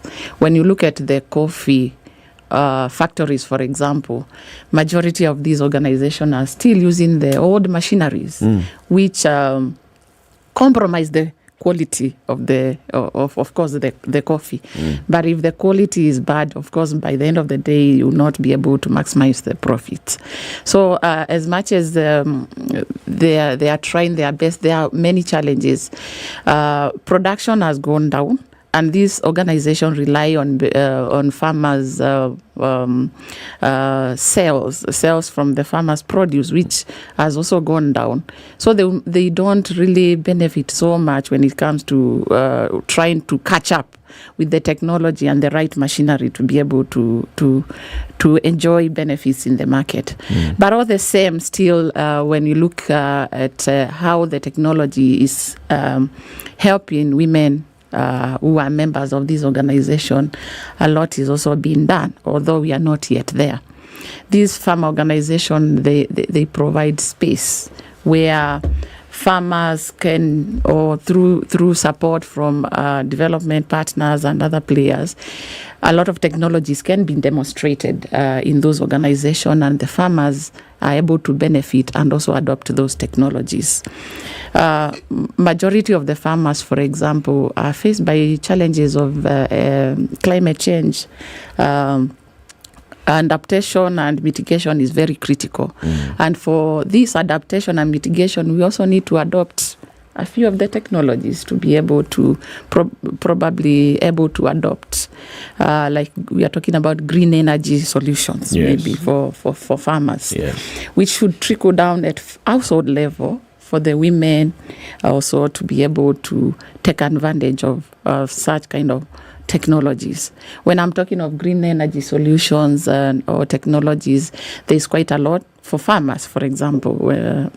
Farmers who are in dairy, they are able to benefit from greenhouse technologies, for example, solar technologies for irrigation and things like that. So we are quite much doing a lot, but we still believe there is a lot, and that's why this day is quite important for us probably to talk about it and be able to talk about also the gender gap when it comes to assessing innovation and technology for women and men farmers. Yeah. I'd like to ask, when we talk about farming, and we reference the participation of women, I'd like to understand what exactly do women do in this farming space, the actual activities that they are involved in. What is it that they do?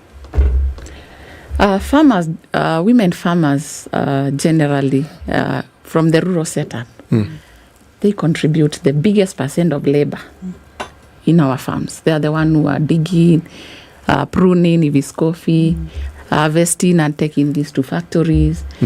And also, and you realize in most households in the rural setting, due to rural-urban migration, in most of the households, the spouse, maybe they are in the urban areas looking for green pastures.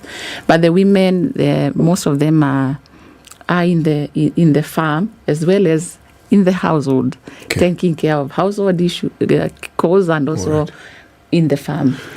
Why ask the but question? Along the value chain, yes, much of their contribution is in the early stages of the value chain, in production, harvesting, and even taking all these harvests to market, if they have to take that to the market. Okay. Yeah.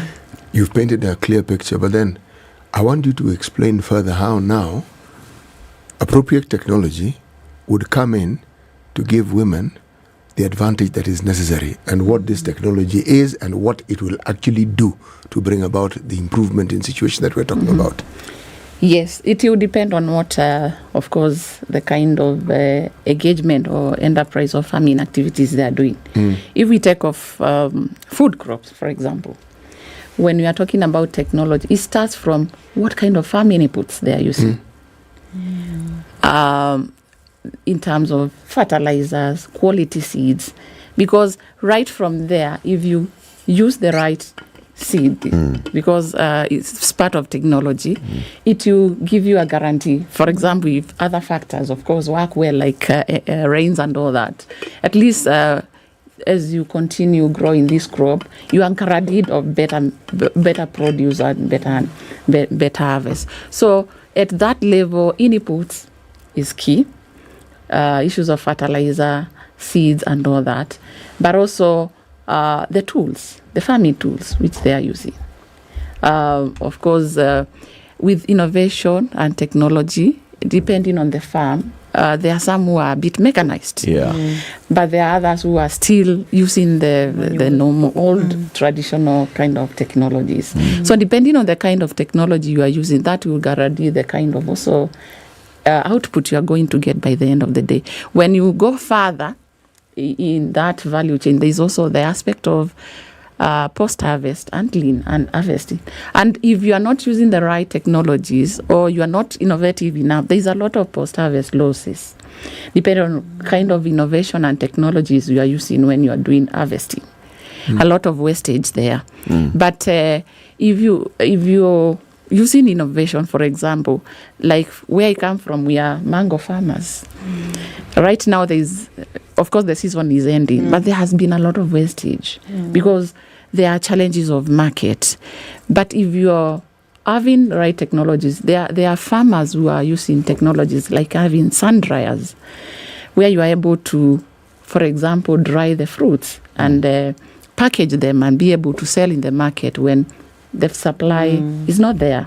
Also converting these mangoes to juice and other value addition. So all these has to go hand in hand with technology.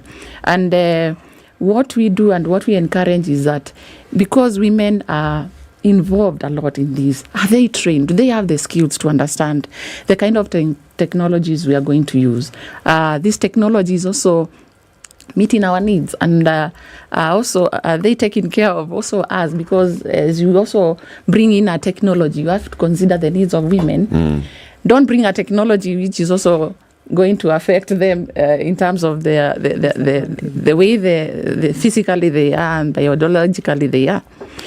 Spraying, for example, because at some point they have to use the spraying and the recommended one, but how does it affect the health? Or some machineries, maybe they will need a lot of energy. Do they have this energy also? Are they strong enough to carry some of this? Yes. Or to operate some of the machinery? Yes. If they are the pumps, do they have the energy to operate that? So you have to consider in every technology you are using and recommending, you have to have women at the center in deciding this kind of technology. The gender lens. Yes. When you talk about violence, Christine, you are a specialist on ending, not a specialist on violence. Specialist on ending violence against women and girls. How does technology play? For us at UNIM, when we look at technology, first and foremost as an accelerator to achievement of gender equality, we recognize the tremendous growth of adoption of technology. I was looking at latest figures from the UN International Telecommunications Union. As of 2022, 2/3 of the world's population is connected to the internet, and up to 98% have access to mobile telephone connection. But still, as Faith mentioned, there's still that digital gap where despite that enormous growth, for instance, in Africa, only 34% of women are using the internet as against 45% of men. And the interesting thing about the African case is that while other regions like the Arab states and the Asia region has seen growth, for us in the last 3 years, there has been no growth in that statistics. So the gender gap has been stagnant that way for the last 3 or so years, for whatever reason, but I am not able to and go this into is detaurs. Growth in use, not access. In use, internet usage.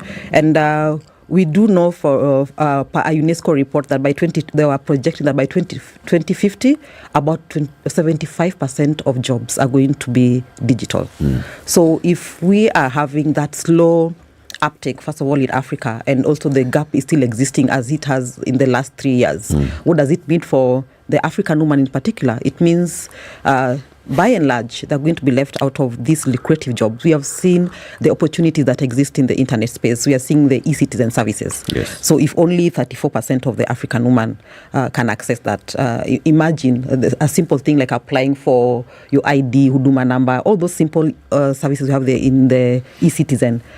About over 70% are locked out of that. We have online learning and distance learning opportunities that we saw with the COVID coming in. The growth that took and the trajectory that took. Still will have that population being left behind. We saw services like online and virtual courts. The courts were able to continue offering critical services. But what about those who are not connected to... First of all, they did not have mobile phones and were not connected to the internet. How are they left behind in terms of accessing this critical space? And we've seen the kind of job that exists currently, content creation, the podcasting, the influencing, and all those kind of things. If we have the women and girls not even having the basics in terms of telephone use and internet use, definitely they're then being the less... beneficiaries of this kind of growth. But on the flip side also, with the growth of technology and internet, we are seeing that the violence is shifting online. What does it mean? It does not mean that the physical violence that has been there has stopped, but by and large, it has moved online for various reasons. The anonymity that the online space offers, you're being harassed, you're being bullied. And this specifically, especially in the last 2 years because of COVID, and last year it was specifically bad because during the election. Last year I was working on a program on elections, specifically targeting in support to ending violence, electoral GBV, gender-based violence. And let me tell you, Eric, if you speak to any female politician, even last year when we were having the 16 days of activism, from the highest level of a politician to the MCA level, no one was spared in terms of the online attacks, the misinformation, the harassment, and it was bad. It was really, really bad. And you look at it in terms of, first of all, they'll tell you why there's anonymity. In Kenya, we call it pseudo accounts. You don't even know who is insulting. You don't know who is the proper spreading this propaganda. But it is taken as reality. And you know how it spread like wildfire. It comes from, is it Facebook or wherever? We have it on our WhatsApp group, the Telegram groups, publicized all over. Blogs pick it up. And there are also the issues of paid blogs, bloggers that are being paid to spread that misinformation and disinformation and just harass maybe an opponent. And then also a lot of the people who are being harassed will say, you report... the authorities trivialize it. And particularly if you are a woman, in terms of violence, online violence, there are certain categories of women who are more targeted than others. Women in the public sphere, women politicians specifically, female journalists, surprisingly, are up to globally, the statistics from UN says about 75% of women journalists have experienced some form of online violence. And also the women human rights defenders. These are people who fight for women's rights and are very active and use the online space for advocacy and awareness and stuff. They are also targets. So first of all, when you report, they say, if you even have the energy to report, because first of all, some people think, it was an online thing. So I was not physically cut or harmed. So you, as the person suffering, you might not even know it is a crime to report, first and foremost. For those who know, you're asked, but you're a politician, what did you expect? It is normalized and taken as part and parcel of what you signed up for. For the cause. In fact, I need to ask, when you did your research, did you find that the women who are involved in politics faced more attacks and more insults than the men, or was it? Yes, the research says about 28% of women as compared to, I did not, the men were much less, but also I've spoke with male politicians. The funny thing is a few of them will tell you, I will not mention the governor, but he says, my social media person handles that. I don't even interact with my posts. So even the violence is so vicious that even somebody who is well-established as a governor says they post, but they don't read the comments. Like, I'm sorry, I'll post this, my social media person, but I'm also scared of the attacks. But you see the opportunity to interact with their constituents, you're losing that because you know how social media is very interactive. You get your constituents there, the young people are there. But if somebody, because of the kind of attacks and the viciousness that Kenyans have on the internet, is scared to even read their own comments in their own page, and they blatantly tell you it's because of the kind of attacks, we also lose out as in terms of communicating with our leaders and escalating issues because of the kind of army. You know how Kenyans are proud of being at the KOT army? We are very proud in saying, I remember when the 5th president was in and people are like, we are waiting for him to just do something and we chase him out of Twitter like we chased the former president, the 4th. And it's something that Kenyans will proudly say on the internet, like it's a badge of honor that they kicked out their former president out of Twitter and they're just waiting for the 5th to also make some moves and they'll ensure they bully him out of Twitter. And you see such kind of normalization even makes, now you can imagine now for a younger, if you can kick a president out of such platforms, imagine an MCA or a student leader. Consider you have leaders who actually have social media individuals who are in charge, isn't it? Yeah. They've seen the need for it. For them to block, they have read, they have an idea what goes on there. Yeah. And they have employed. So essentially, they're fueling that particular. Now, that particular activity. Now, if our political space, it has been understood that you must get bloggers, you must get people who engage in this. When you say it's normalized, then it means it points not so much to a specific attack on women, but it's a degradation of our values and a perspective that we have had. It's just that women are getting the wrong end of the stick. True, because it is a reflection of what is happening in the normal, let me not call it normal GBV, but the what is happening like in terms of physical, sexual, it is translating online. So the same way that the women and the girls are bearing the brunt of the rape, the defilement, the harassment in the workplace, or is it in the public space, in the matatus, it continues online now, just as viciously, just because, and they have more protection because I can have a pseudo account, and then it's also seen it's by anonymous. More people are seeing it, so it is just a continuum. And also the women are also saying it doesn't stop online because due to certain things. I was here yesterday, I learned about a word called doxing, where somebody displays your information. Maybe they're insulting you online, but they can do some things and find out Eric lives in such and such a place in this house number. So that violence, after attacking you online, people can actually get where you work, you drive this car number, and they can actually physically harm you. Yeah. This is an interesting conversation, but we thank you very much, ladies, for joining us and for having this conversation with us. Christine Okeano from UN Women, and Faith Wayua, Gender Program Officer at We Effect East Africa. More conversations coming up in the next hour. Good morning, 8 a.m.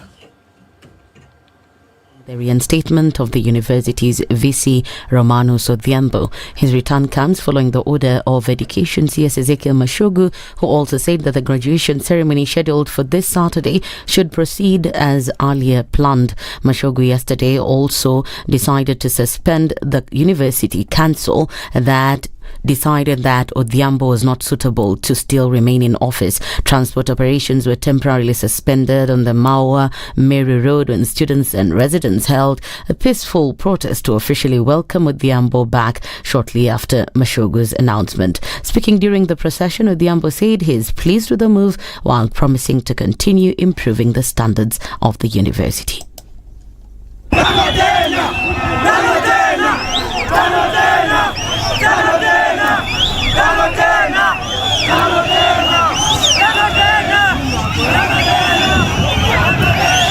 The government is yet to issue a directive on whether grade 7 learners will still be domiciled in primary schools. KUPPET Secretary General Akela Misori, however, says that the decision of the 49-member education review team was misleading to the country. Misori has warned that if action is not taken with immediate effect, then the 1.2 million pioneer cohort's future is at stake. KUPPET Chairperson Mboko Milemba, on his part, backed the sentiment, saying primary schools are not equipped to host junior secondary students. Learning has reportedly not been taking place in JSS due to the shortage of teachers. The guidelines for implementation of junior secondary education provide paths for the development of such facilities. That process will take time, depriving current learners of the quality education they deserve. KUPPET urges the government to urgently call a crisis meeting involving all key stakeholders to resolve the fundamental crisis building up before our eyes. Tulitumia ile inaitwa opinion poll kuamua kwamba junior secondary school ielekezwe katika shule za msingi. Ingekuwa vema tutumie opinion poll, lakini tutumie ujasiri wa kielimu na utafiti kujua kwamba gharama kubwa ya elimu ni ile human resource ama walimu. The leadership of Ford Kenya Party is displeased with the plans of UDA Secretary General Cleophas Malala towards affiliate parties of Kenya Kwanza. Malala wants the parties dissolved so that they can have a single party UDA. Party Deputy National Treasurer Margaret Wanjala says it's clear that Malala doesn't understand the history of the party, adding that his effort is in vain. Hao viongozi wetu ambayo sisi tuliona kama wasted na wakatoa president. Mimi sitaki mtu awacheze. Akome kabisa. Tuko na party leader mwenye ako epo. Hakuna siku itafungwa. Malala, General Secretary wa UDA, ana kazi. Sio kuanja kusema ati watu wafunge vioski na wao umetoka huko. Na tena sisi Fort Kenya na yeye tunaingiliana wapi? Hawaachani na sisi mbali sana. Hata siongee kwa maneno ya Fort Kenya kwa sababu haijui. Hawaachie kina Margaret sisi tuongee tuone hiyo usuri yetu yenye ya Fort Kenya. Kwa sababu sisi tulisimamisha mtu anaitwa Vice President na Fort Kenya. Sasa kitu unachezea. Hata Papa wa Odinga na Odinga wenyewe walikuwa kwa Fort Kenya. Asikuje kutoka kwa ANC anaanza kuleta kusaparishana watu hapa. Wanjala, who is also a member of Kenya Kwanza, has urged the president and UDA chairperson to fire Malala immediately as he's trying to divide the parties. Hakuna kuvunja vyama. Tukivunja hiyo coalition itakuwaje? Na watu wako na kupika vita huko wanasema ati kura haikuja. Nani anasema hivyo? Uwezi tengeneza serikali alafu unaanza kuita wengine ati kioski. Hiyo ndio kusema nini? Kwani hata anajua kioski ni nini? Kwa nini anasema ati kioski? Kwa nini hakufunga hiyo kioski akiwa ndani? Alikuwa wapi wakati tunajaza? Fort Kenya ni chama kubwa sana. Hata hakuna siku itafungwa. Hata mimi nataka kuapili kwa president kama yeye anaingia kwa chama akileta furuko wa mtoe nje. Akae tu nyumbani afanye kazi ya nyumbani. Mimi naona yeye hawezi kufanya kazi ya watu. Anaenda na masipiti gani? Hata sisi tujapoa. Hakuna siku ya Kenya Kwanza itawaachana na Fort Kenya ama ANC. Never. And in the international scene, a couple who stole a haul of wine valued at $1.7 million from a Spanish restaurant have been sentenced to 4 years in prison. The Mexican woman and her boyfriend, a Romanian Dutch national, left the famed restaurant carrying 45 bottles of wine wrapped in hotel towels to avoid breakage and hidden in travel bags. The heist took place on October 2021 and was planned in minute detail. Many other bottles from renowned wineries were from vintages in the 1990s and 2000s. That's the Newswire. I'm Leah Ubaga.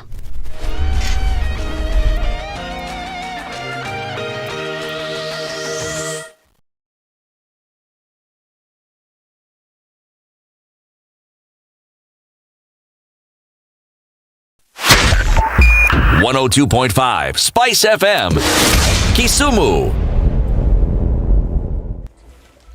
My friend, if you're on Kiambu Road this morning, just, I don't even know what to tell you.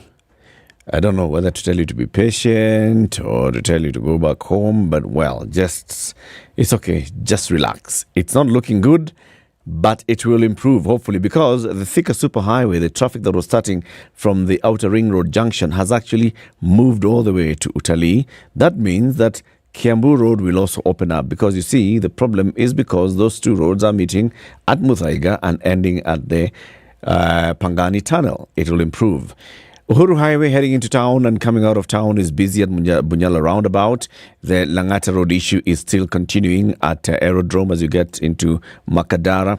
Jogoo Road has cleared up. It's moving very well. Ngong Road is only busy at the lights, and the other roads, Limuru Road is busy in these areas, including United Nations Avenue, but we know why. That's because it's peak traffic time. Just be patient. You'll get there.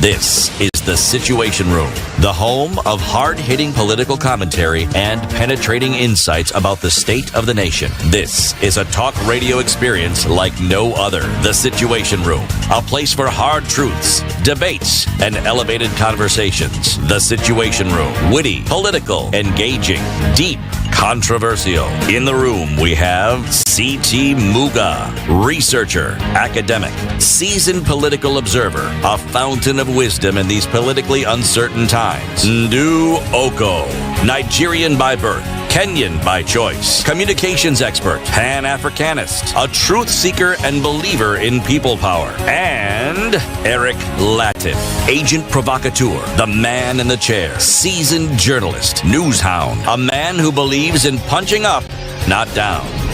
This is The Situation Room, the only way to start your day. Welcome to the third hour of The Situation Room, Kenya's biggest conversation, at 7 minutes after 8 on this 8th day of March 2023. It's International what?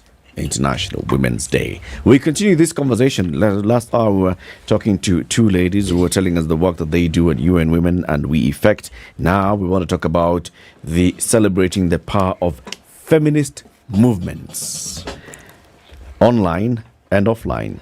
Our two guests who are joining us for this conversation, Michelle Atieno is a program head at Youth Alive Kenya, and Bina Maseno is an executive director at Badili Africa.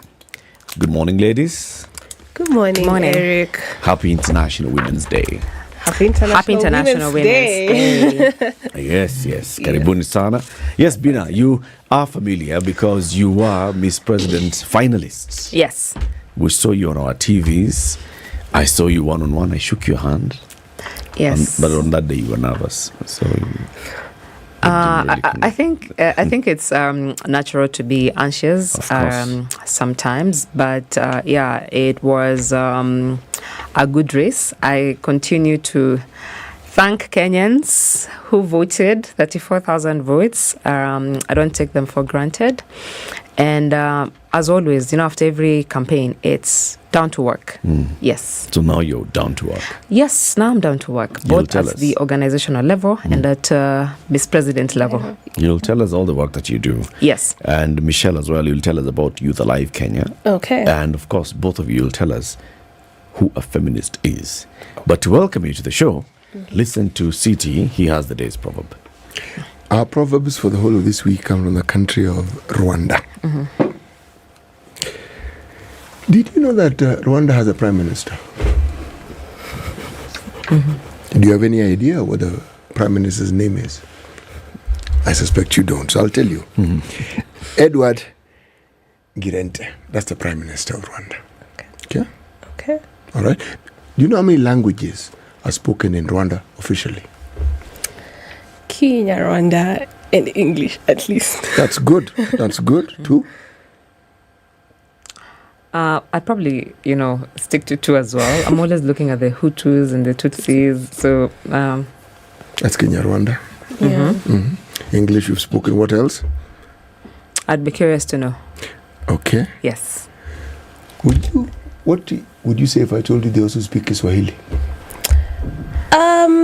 As one of the main languages? They have joined the ESC, so maybe that's part of the reasons they... And also French. Oh, yeah, in French. Oh, my God, they're French colony.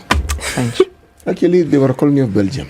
Oh, not French. No, the French. The French somehow popped in and out from time to time. But, for instance, DRC was under German influence, under Belgian influence. But the language that was spoken predominantly is French. Yeah. Okay.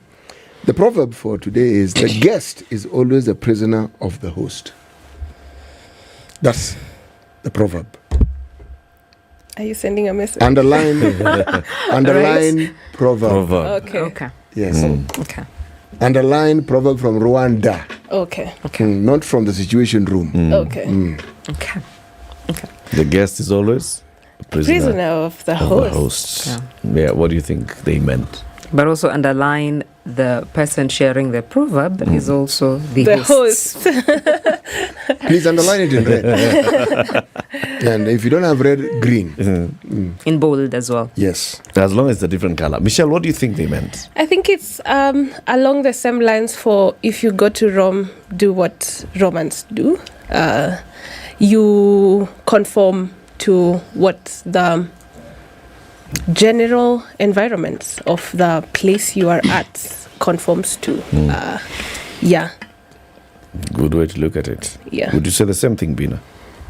Yeah, in the sense that, when you go to a place, sometimes you have to abide by the rules that have been set, especially, as the proverb says, if you're a guest, so you have to align yourself within the context of where you find yourself.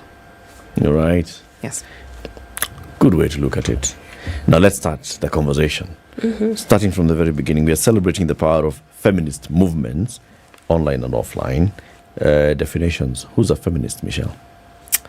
A feminist is any person who is looking to advance the rights, freedoms, and the well-being of women and girls in any context. Yeah. Irrespective of their gender. Yeah. Could be male, could be female, could be whatever other gender there is. Yeah. Anyone. Okay. Yeah. So as long as you're advocating and advancing the rights and the well-being of women and girls, you're a feminist. Yes, you are. So it's expected that everybody then is a feminist because everybody should be advancing the rights of women and girls. It's expected. But how many people take it up to advance the rights of women and girls? And what do we mean by advancing the rights of girls and women? You have power in the Situation Room to report stories around women as fit for women, as fit for a progressive community of women and girls who are qualified professionals, who have died of femicide. If you choose to report it as a girl has been murdered of femicide by her lover who could not take rejection, you are a feminist. But then if you choose to say Ivy's boyfriend is in prison after killing her with a hacksaw in Moi University 3 years ago, then you are choosing not to advance the rights and freedoms of women. It's just what you do with your power when you have it in your hands. Highly debatable, but let me not engage it first. Yeah. Because in both cases, you've actually told the story of victim and perpetrator, right? Your lens wants a story to be told in a certain way. No. And if it's not told in a certain way, there's then only that one person way to is tell not that advancing. story, really. Because perpetrators keep perpetrating on a daily. But then we choose to court and play it down for them. And victims continue to suffer on a daily. But then we don't report it as victims are suffering on a daily. But then we didn't come here to speak about GBV. Okay. Yes. We're here to talk about feminism. Yes. And to understand what feminism is all about. Yes. Is that the same interpretation or definition that you have, Bina, for a feminist? Yeah, I think it's about a fight for equality and equity, and analyzing who has what power, manifesting in what ways, and who has what privilege, and also recognizing the privileges that you have, and how you can use that to advance another person's rights. It's about recognizing who is the most left behind, because at the end of the day, people are impacted by the mere fact that, by their gender, race, class, you see. So it's to look at all those facets and see, is someone being disproportionately impacted when it comes to a particular situation because of their gender, because of their tribe, because of their class, because of their identity, and then what can we do about it? So I think for me, it's just an analysis of power, how it manifests and how it impacts different people in a different way.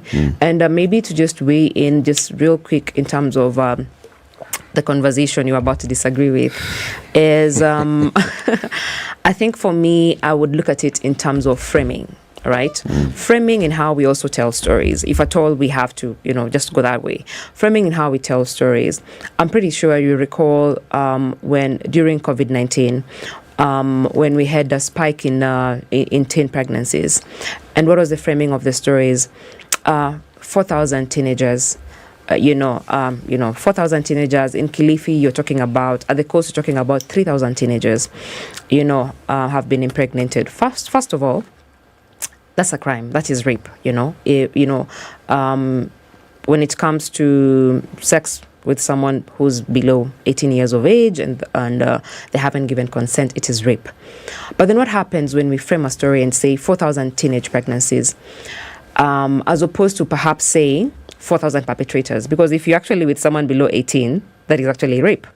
So when we actually say 4,000 teenage pregnancies, then we start questioning what is happening. Oh, the church is not doing enough. The parents are not actually doing enough. If, for instance, that story was 4,000 perpetrators, then we would have started looking at why are there so many perpetrators in the community? What is happening? What is the context that is actually fueling the rise of these teenage pregnancies? But then framing determines how we discuss that story, how the audience receives that story, and what they choose to focus on.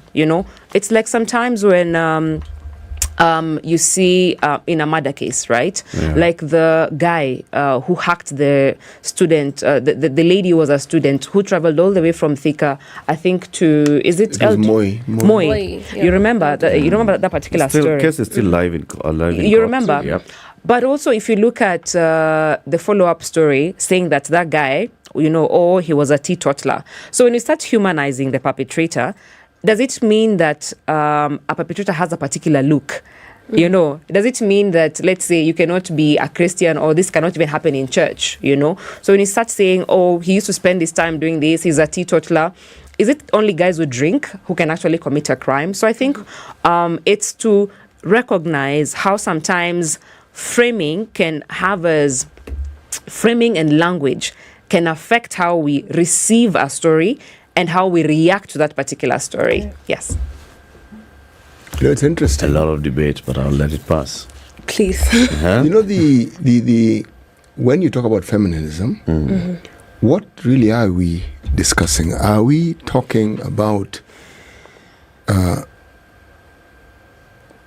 process where women, their needs, their understanding, their positions are given prominence, perhaps in a setting where previously they were not given prominence, or these very same things were not considered at all, or if they were considered purely from a male perspective, or if you look at many traditional societies, there's the patriarchy. Are we then saying that the prominence of women is given very much in subversion of the patriarchy that existed? And you're looking at the history of it, because if you're talking about feminism, you're going to talk about when did this thing come to be? Because if we're talking about it, it means there's a time it didn't exist. And it existed only when it grew until it was part of mainline conversation. It is something that was now being considered as something that ought to be talked about. Pause for a second, take a deep breath. There are those who trace these discussions to the 17th and 18th century France. Okay? Writers. I can't quite pronounce the name, but the prominent one, the others I don't even bother trying to pronounce because I can't. But Montesquieu. Okay? You did well. I've tried, eh? You did well. In one of his books, The Parisian Letters, it's quoted because he did something that hadn't been done before. The female characters in his books were given prominence. Most books at that time, men were given prominence. Now, let's come to the African setting in modern day times. There's a book, I'm going to set it as an exam, The Lion and the Jewel. Have you heard of it? The? Lion and the Jewel. Mm-hmm. You've heard of it. Mm-hmm. Do you know who the author was? Margaret Ogod? No? Take a guess. He's a West African. Very famous. Okay. That one I'm going to tell you. I'll let you guess. Oh, okay. I will let you guess until you get it right. Now, in The Lion and the Jewel, the prominent character in that book is a lady. Mm-hmm. Okay? Mm-hmm. Now, when you have works of literature and the prominent characters are women, would you say that this is furthering feminism because their roles have to be brought in, their participation, their views of life has to be brought in? So whether you like it or not, if you read that book, you are delving into the world of women. But then the question is if the author is male, is he a feminist? And is he in a position to actually present feminism in the light that a woman would consider to be favorable? Going back to where we started this conversation, feminism is the practice of taking your power to advance women's rights. So whether you're male or female, and you are taking your power to advance the rights of women and girls, then you are a feminist. Paulo Coelho has advanced stories of women in so many ways. There are so many debates about how he portrays women. Let's not get into that. But he's used his skill to provide a platform to tell stories of women, the likes of Akina Mary in 11 minutes, which is authentically told, which brings conversations of things like prostitution. It's from a very male perspective, but he's using his power to tell that story. If I bring it closer home, Margaret Ogola writes in The River and the Source, and I like her. She kills all the male characters. That is not the conversation we're going into. But then she advances a continuous process of ensuring a woman is the head and the center and the subject of this story to the end. She cites it in Kisumu in pre-colonial days when women did not become medical doctors, and that's her whole story all the way to the end. So it's not necessarily a gender discussion on who is using this power to portray these groups of people, but it's more about how you're using this power to portray these groups of people. What you're speaking about. But wouldn't you say that then there's this little matter of interpretation? Because the story is a story. The story is a story. Yes, but then are you not then interpreting the story through feminine lenses? Yeah, there is that. You interpret it through feminist lenses, but then there is an underlying theme that the author or the linguist is trying to put to the table. Okay. It's there. It's small, it's subtle, but it's consistent in prose. So in that case, then there's a gentleman called Okot P.B. Tech. Yes. Whom we should give in a song of Lawino. Yes. We should say that man was a supreme feminist. He is a supreme feminist because he's speaking about Atieno, the way she suffers with all the domestic chores. He's speaking about how Atieno does not eat. No. Atieno isn't Okot. Atieno is not song of Lawino? Marjorie Olude. Yes. Okay. Yes. Okay. Forgive me, I used to teach literature at some point. I studied literature at some point. Let's bring Mika and Eric back to the conversation. Yes. Yeah. I'm sitting back and I'm thinking there has to be a difference between when we say that somebody is advocating and advancing women's rights and then interpreting that to mean that you are then necessarily placing the woman as the primary subject, the dominant factor or whatever in a conversation. Because I'm just thinking in a normal community setting, almost the entire community is actually advancing women's rights. When you talk about, all right, so shall the girls go to school? Girls are going to school. I'm talking about the current community setting.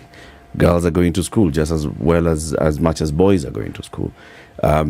Girls are getting access to the same. Do you think that's true? Sorry? Girls are going to school as much as boys are going to school in the current community? That is true. I don't think that's true. The statistics that we have from the Ministry of Education, backed by the statistics that we have from the Kenya National Bureau of Statistics, tell us the children that are born and the children that are going to school, and the difference is minimal. Who is attending school to finish from class 1 to class 8, from Form 1 to Form 4 amongst boys and girls? Girls are more in terms of enrollment for KCPE but who than is? boys. No. You can check your statistics. Okay. Girls are more in terms of enrollment for KCSE than boys. Okay. Now, in terms of, so if you look at that, then generally the community is basically sending boys and girls to school. So the community is feminist. It's advancing women's rights. At what point do we start saying, okay, we start picking out feminists from the others?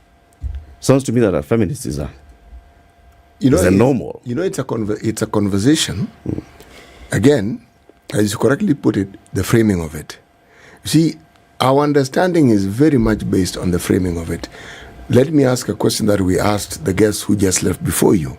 In an African context, are we saying that feminism did not exist, or the advancement of women's rights did not exist in a traditional African setting?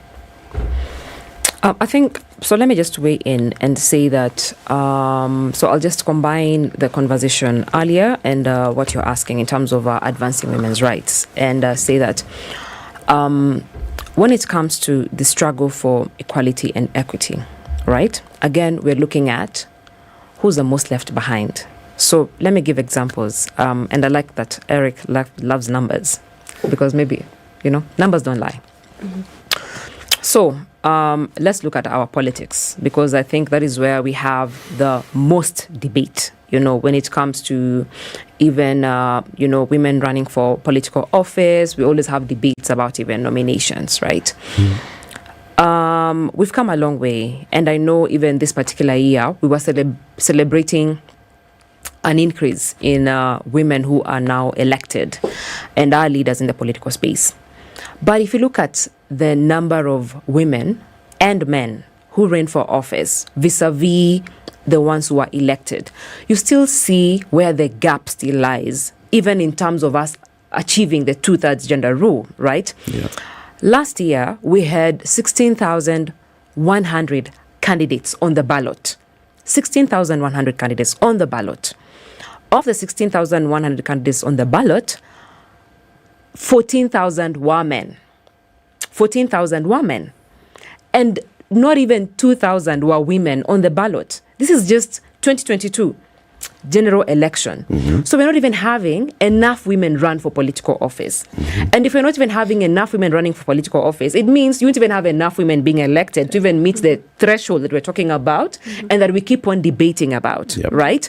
And that is where we begin asking the questions, right? So if we're not even having enough women run for political office, right? So what are the barriers? Then that's when we begin unpacking what are the cultural and social norms around how we view women who run for political office. What is the role of unpaid care work, right? Because if as a woman I have to decide, do I go and vote, and where do I leave my children? Do I even have food at home? Because at the end of the day, is that a decision majority of the men have to reckon with when it comes to voting? Do you just wake up and go, or do you even think about where am I going to leave these kids? Do I go and line up with them? You see? So when you look at the things and, the situation that surround a woman's choice when it comes to deciding her participation in political processes, there are many, when it comes to education, when it comes to even teen pregnancies, who stays at home? Because while you're talking about even teenage pregnancies, you're staying at home to take care of a child. The boy is still going, is going back to school, is going on with their education. I work in urban informal settlements, majority of the urban informal settlements. And that's the situation day in, day out, When you have a rise in teenage pregnancies, the person who's fathered these kids is still going back to school, whether he's, or going back to work, whether he's, it was a consensual relationship, whether it's actually a young, when it's actually a young boy. So 54 years down the line, I think, when did we have our independence? 1963. I'm trying to calculate from now to 60 years. It's actually 60 years. We're talking about only 29 female representatives who've been elected. Let's not talk about nomination, because the affirmative action came to actually bridge that particular gap. 29, right? And when it comes to young women, it's even worse. And I'm saying worse because from this last election, we only had about 20 young women who were elected. 20 young women against 315 young men. So I think it's to look at how all these things are layered to say, who is being left behind? Where are they being left behind? What is my role? Does it mean that if we're not even having more young women who are running for political office, then do we actually begin to give them even more visibility, in terms of what they can do? So that the conversation is not always about, it's not just about a woman's thing, but then how do we begin nurturing, female leadership if you're not even having majority of them run for office to guarantee whether they're going to be elected or not elected, right? Statistics, okay, when it comes to education, in terms of, yes, we might have actually good enrollment, but who's likely to actually drop out of school? Who's likely not to finish actually school because of the situations and the circumstances that they find themselves in? Data shows that we have more enrollment when it comes to the university level of, more young men than actually women. It's almost actually at par currently. So I think at the core of feminism, at the core of this equality conversation is to look at, are you being impacted because of your gender, because of your race, because of your tribe, because of your identity, because of how you choose to show up? And then what do we do to level the playing ground so that we all are able to participate given the opportunities that are accorded to us? Yeah. Very well put. Now, when you come back out of this break, you tell us whether we actually seeing data that informs us that the society is impacting people based on gender, right? Okay. And how, when we peel back those layers, what do we see? What is it that we see, for example, with regards to the number of women who presented themselves for election, and asking ourselves, why this number? Yes. Why not a higher number, or why not a lower number? Or if we compare, why is there a rise, or why is the rise sufficient, right?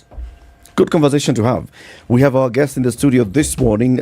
Bina Maseno is the Executive Director of Badili Africa, and Michelle Atieno is a Program Lead, Youth Alive Kenya. Nothing comes close to flying Emirates. Fly better with Emirates, emerging, staying connected with free Wi-Fi throughout your flight, especially if you're in business or first class, or lying completely flat on the soft leather fabric, drifting into a restful sleep. You can have it all on the Boeing 777 business class, or the A380 business class, or any of the equipment that Emirates operates. Life is good down here. Life is good up there. Have you been on business, Michelle? You wanna take me for Women's Day? Have you been on? That could be a very good treat. That could be a very good treat for International Women's Day. If people answered questions, they would probably I asked the question, Latif. Tell Emirates. Have you been on business? Tell Emirates. Okay. We had been a can go. All right. She will not answer the question. This is the Situation Room, the only way to start your day. London Mulwa DJ Absolute. When the gang is together, Got the sugar, got the spice. Yorada. Yes. I have missed you like hot hamburgers. Eh? Like hot hamburgers. Bad boys give more money than you can count. Hey, bad boys give more money than you can count. If it's fun, it's funky, it's fresh, you're definitely going to catch it here. I don't know what you do every day from 11 a.m. to 3 o'clock, but if I were you, I'd tune into Sugar and Spice only on 94.4 Spice FM, Nairobi. So if you say it's on, then it's on. Yeah. The following takes place from 6 a.m. to 10 a.m. every weekday on Spice FM. You tune into Kenya's biggest conversation. My name is Ramanyan. Amen. Amen.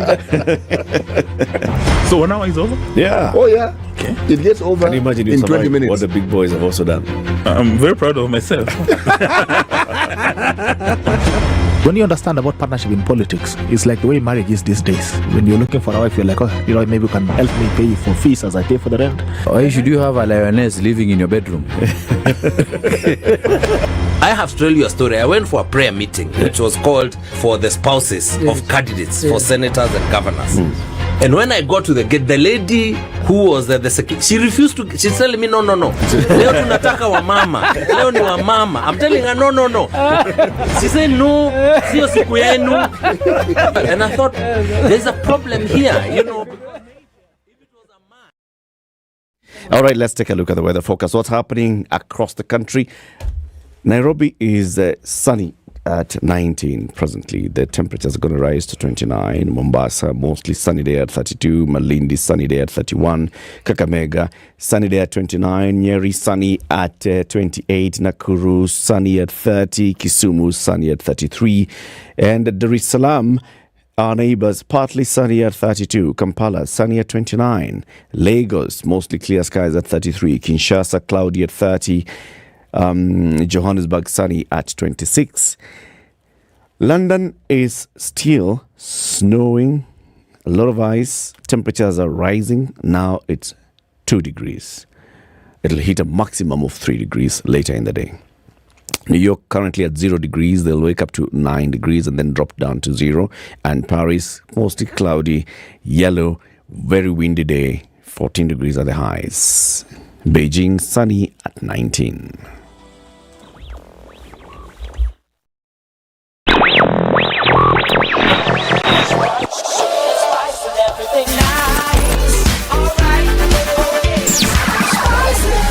Spice up your life.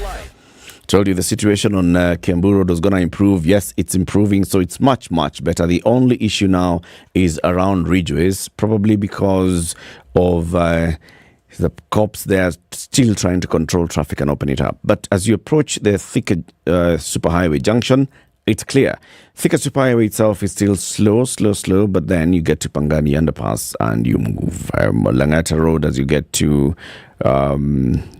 Aerodrome Road, it's still busy, but it's moving. What are we seeing on the other roads? Mombasa Road is clear, Jago Road is clear, the bypasses are clear, Ngong Road is also very, very good. And what road is this? This is the area around Lavington Mall on James Gishuru Road.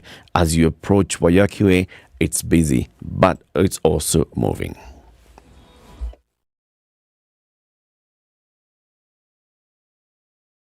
Mature, intelligent talk every morning. Spice up yourself.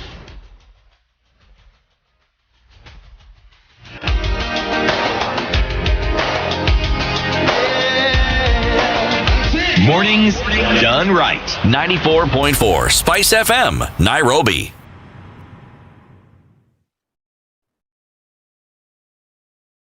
Mature, intelligent talk every morning. Spice up yourself.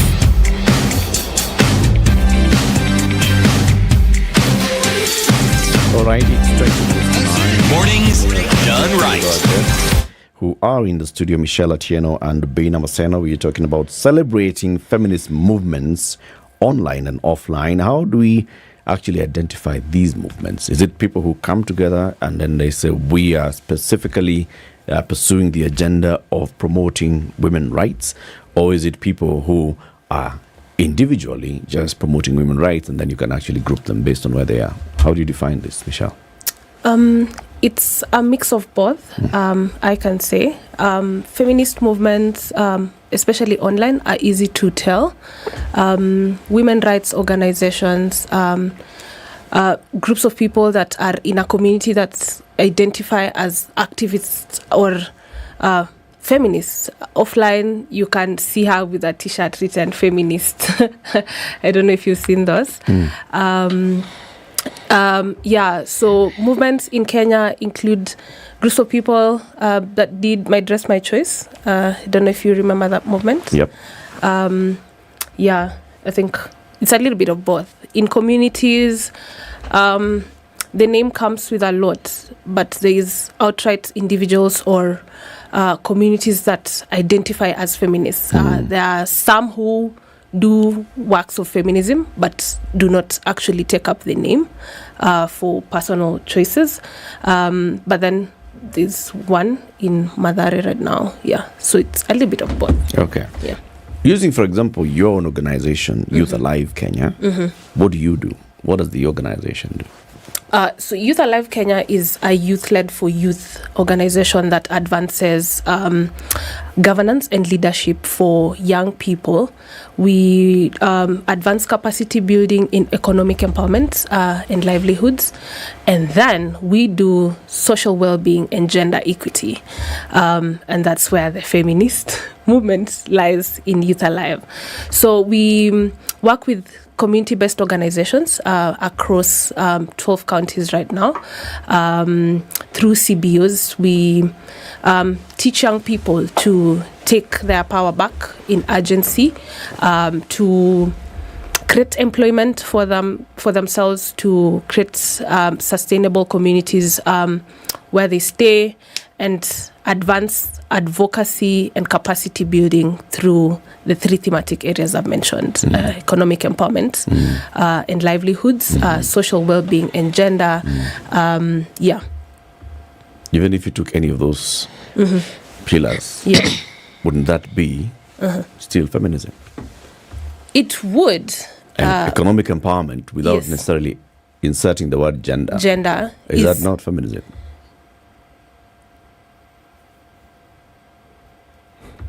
I know you love putting me in a box. No. But I don't think our executive director... Does it have to actually be specific on mentioning gender Youth for Alive it to be for a feminist movement? I think so, yes. Okay. But in our entirety, the organization is a youth-led organization. Okay. We only advance women's and girls' rights in one pillar. It's a pillar of the broader picture. Of the broader picture. But we mostly work with young people, youth. Both men and women. Women, yes. Okay. Yes. Bina, I know you do a lot of work with Badili Africa. Yes. Right? And maybe you can even just tell for people who may not have followed your journey through the Miss President, what does Badili Africa do? So Badili Africa cultivates the political engagement of Chama women and young women in the informal settlements and the learning institutions. And this was born from my journey running for political office. I was 22 in 2013 when I ran for political office. Now wananchi wakanionyesha dust, citizens. So let me not say... How many votes did you get? About 2,000. So let me not say... very many votes. but in Nairobi, you need about triple that to win an MCA seat. So my experiences while running for political office at 22 is what, painted a picture of... And fuels the work that we do at Badili Africa, because number one, working with Chama women, I got to experience firsthand and see how politicians take advantage of women groups to win their political seat and don't see them as stakeholders right after. And then I got to also experience the quality of conversation a Chama woman has with a political leader.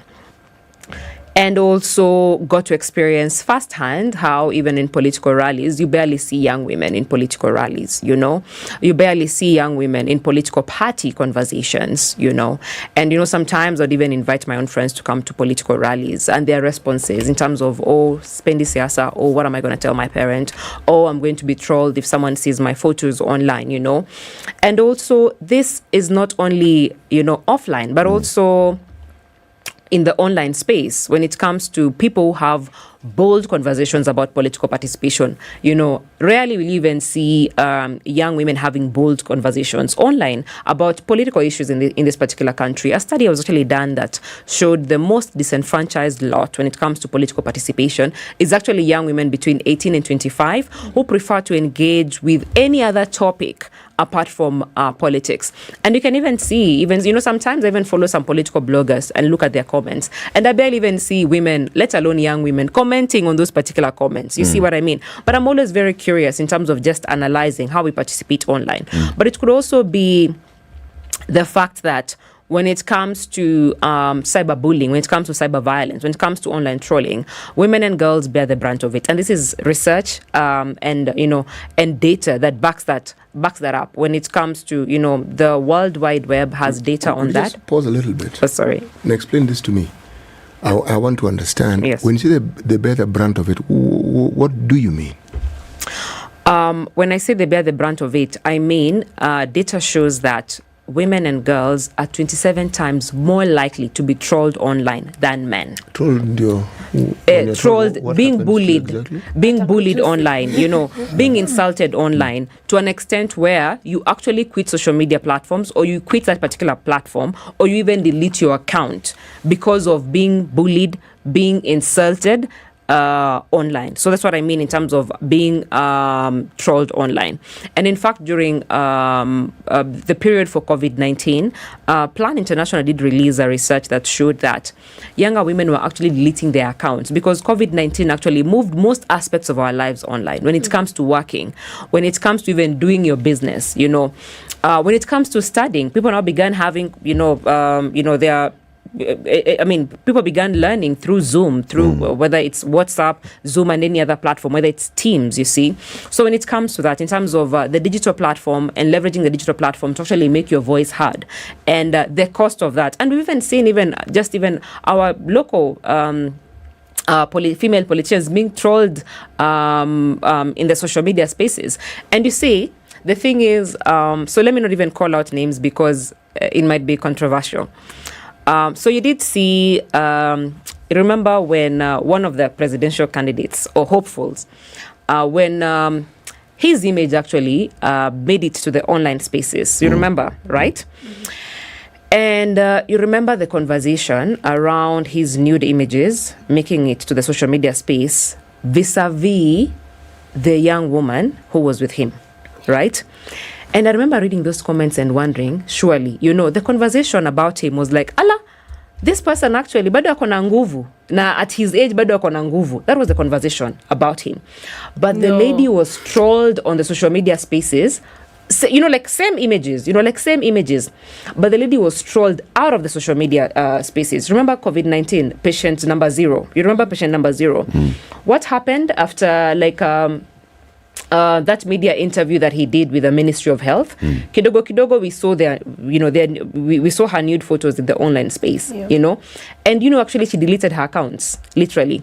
So what does that do to especially a young person or even a woman or a girl in an era where most of our aspects have moved online, where you're using the social media space to market your product, where you're using the social media space to call out governments in terms of accountability issue? What does that do when you're actually not in that particular space to take advantage of opportunities that are presented to us by the digital platforms, you see? So it means that someone else is getting ahead of you, when it comes to taking advantage of those opportunities. Decision making. Yeah, because you're not on that particular platform. So I think it's to look at all that and see, how do we leverage innovation and technology to advance, women's rights when it comes to education, when it comes to participation, even in the political spaces, when it comes to just participation, whether it's in STEM and any other sphere. Bina, from your own experience, Yes. what is it that influences the participation of women in terms of presenting themselves for office, from your experience? Because women present themselves as voters just as much as men. It's actually 50-50 in terms of the registered voters in the country. Men, 50.8, women, 49.2. Same. Those are voters. But comes to candidates, like you're telling us, I mean, out of 16,000 candidates, 14,000 men. About 2,000. Yeah, about 2,000 women. Yeah. Why? So there are many factors that contribute to this. Number one, if you look at women's participation within political parties, you see, that is number one. Are they able to infiltrate the leadership position within political party enough to actually influence the decisions that are made at the end of the day on who gets actually to be on the ballot, right? For instance, I did say I work with Chama women, right? And most of the time, we don't actually see the weight they carry when it comes to even registering members of political party, when it comes to actually doing door-to-door. Last year, we did a study that looked at violence against female political mobilizers. What does it take, for instance, to mobilize for a UDA candidate in Kisumu? Because today, for instance, if our president goes to Kisumu and there's a massive crowd, so the conversation is, Area X is actually accepting this UDA narrative. But who actually mobilized those people to be there? At the core of it is actually women, at the core of it. But at what cost? At what cost? Because when you look at GBV, if today you are to go and mobilize for ODM in Rift Valley, right? So the president tasks you with mobilizing. Can I mobilize them in Ukambani? Ukambani, whichever, whichever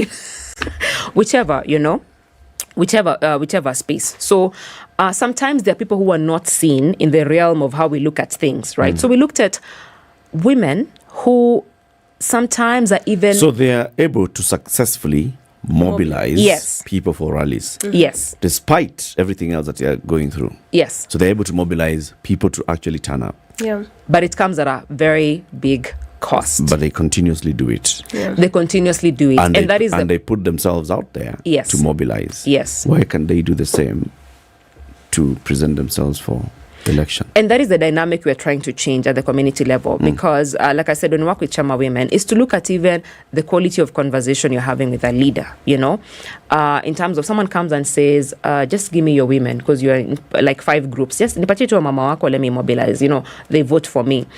But then you find even how you're negotiating on your behalf vis-a-vis on behalf of the women that you represent, such that if I give you school fees for your kids, then you give me all the women that you're with in that particular group. And that is the power dynamic that we're trying to change. But do you see, if I hear you correctly, what you're saying, that women voters are more reliable. That if you have a leader, you have a group of women, and you agree that they will vote for you, that they will actually vote. Yes. That you will get their vote. Yes. Yeah. My issue is... I think I'll weigh in there. Yeah, please, weigh in. Just 1 second. Yes? I just want to hear the question, then you weigh in. Yes. So the question I'm asking is, at the level, even when people nominate, because by the time you have very few candidates, it means probably those who present themselves at nominations have been left out, okay?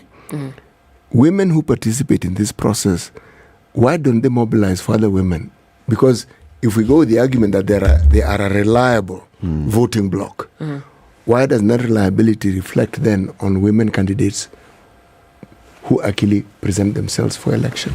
Okay, fine. Do you want to weigh in? Yeah. Okay, then I'll respond I think to that. It comes easily for women to do mobilization and to be reliable voters because they're in their backyard.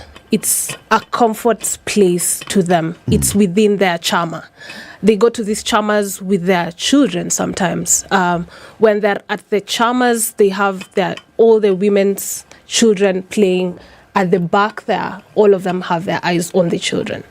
But then if we say we advance and you have to show up for party meetings at ODM offices by 8 a.m. every day for what's a typical electioneering period in Kenya, let's say 8 months, then it moves them away from their natural. Yes, it does. But, but you see, what counts here is the vote.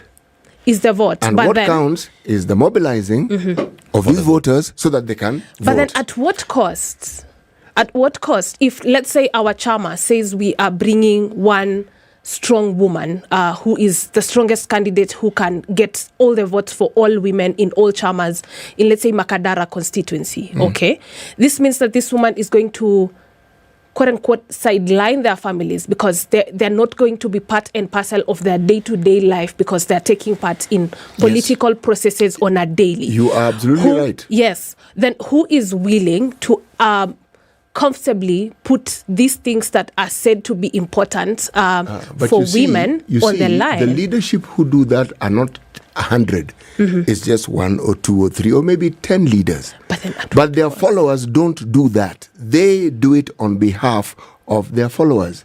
So those who do it have already, the very thing you're describing, they've calculated and they've seen. They've done the arithmetic and they figured it is okay. This is what I'm going to do. You see, I'm wondering loudly, the numbers, the capacity, the reliability, why is it not reflecting? Because we're talking about women, the candidature, and being voted for. Because those numbers are daunting. Those very numbers are the ones which contribute to those men getting in. Those very numbers. Yep. I think the answer is simple before I give it to Bina. Okay. Yes. Women are shamed for the same things that men would be glorified for. If a man calculates and says, I'm going to chase the presidency, even if it's successfully or unsuccessfully for the third or fourth time, I know there's someone taking care of my children at home and things will move at the back of my face of presidency. But then if a woman decides to do this, either have a supportive partner as a man to live at home to take care of his children, of her children, then she is shamed for irresponsibility, and not being as a loving mother as an African woman, quote unquote, would be. But then a majority, if not half, of all the voters understand her circumstance, so they wouldn't judge her the same. No. Do they? Look at the context just on Twitter this week alone. Sorry, you know, the moment you go on Twitter, you've lost me. No, sir. But Bina, come in so that I wanted to say, as we conclude, yes. That number one, in as much as we focus on cultivating female political leaders, we have to do parallel work in terms of female voters understanding the value women bring to the table when it comes to understanding their issues and representing those issues when they are actually elected. Because at the end of the day, when we began this conversation, we started talking about feminism and how patriarchy affects the way we look at things when it comes to gender, when it comes to class, when it comes to tribe and everything else, right? So we have to do equal work to cultivate the ground for women. Why am I saying that? I'm saying that because, we do work with Chama women, right? And even when you look at the role of money in elections, and I know even, there are organizations that have done research in terms of how much money is being spent as a candidate, So even them, when they're mobilizing and they're taking money, who's actually likely to give more resources in a campaign? It's actually that man as compared to a woman, right? At the end of the day, at the core of it. But even as we actually take this money, for instance, right, do we actually understand the role of the leader we are campaigning for? Because in the last election, we actually had our own Chama women saying, I'm campaigning for this senator because it's going to give me a bursary. I'm like, that is not the role of a senator. So even the person you're campaigning for who's telling you, just give me your followers and I'm actually going to guarantee 1, 2, 3, 4. So do you understand the role of the leader you're campaigning for enough to hold them accountable actually when they are elected? Do you understand the power you have given the followers who are behind you in terms of negotiating for their well-being, even after election? So there's so much work to do, even when it comes to how we organize, when it comes to election, how we organize, when it comes to infiltrating the political party structures, when it comes to rallying female voters as well. I've got to catch you there. Thank you very much for joining us. Top of the hour already. Bina Maseno and Michelle Atieno being here with us to celebrate the power of feminist movements online and offline as we continue marking and commemorating International Women's Day. 9 a.m. Good morning. Time for the news. early as 6 a.m. this morning, deployed with spikes at various points on major roads, including State House Road, State House Avenue, Processional Way, and Dennis Street, where they briefly stopped and questioned motorists. This came even amid confusion on if the planned mass action by Azimio La Umoja leaders would continue. The 14-day ultimatum issued by the leaders ends today midnight, and they have been meetings to plan the mass action. Chama's Secondary School Board of Management wants an independent pathologist to carry out a post-mortem on the body of a student who died after alleged corporal punishment. Kelvin Kiptanui, a Form 1 student, died at Nandi Hills Level 4 Hospital after he was allegedly caned by two teachers. BMO Chairman Joel Chemiron says the only way to give the boy's family justice is if the government and an independent pathologist conduct the post-mortem. He said they had confirmed that the student received 22 strokes of the cane from the two teachers who punished him, together with another student for allegedly cheating in a physics quiz. The chairman, however, rubbished a preliminary report issued by the hospital that indicated that Kitanui died from pneumonia and septic ulcers. Rally driver Maxine Wahome is said to be charged with the murder of her boyfriend Asad Khan. Khan, who was also a rally driver, died on December 18th last year after sustaining serious injuries a few days earlier. State Prosecutor James Gashoka forwarded the case file to the High Court following the conclusion of the investigations. Judge Lillian Mutende is yet to give a ruling on Gashoka's request to have the accused taken for a mental health evaluation. The DPP Nudin Haji, the court has reviewed the case file and expressed satisfaction with the evidence provided to support the murder charge against Wahome.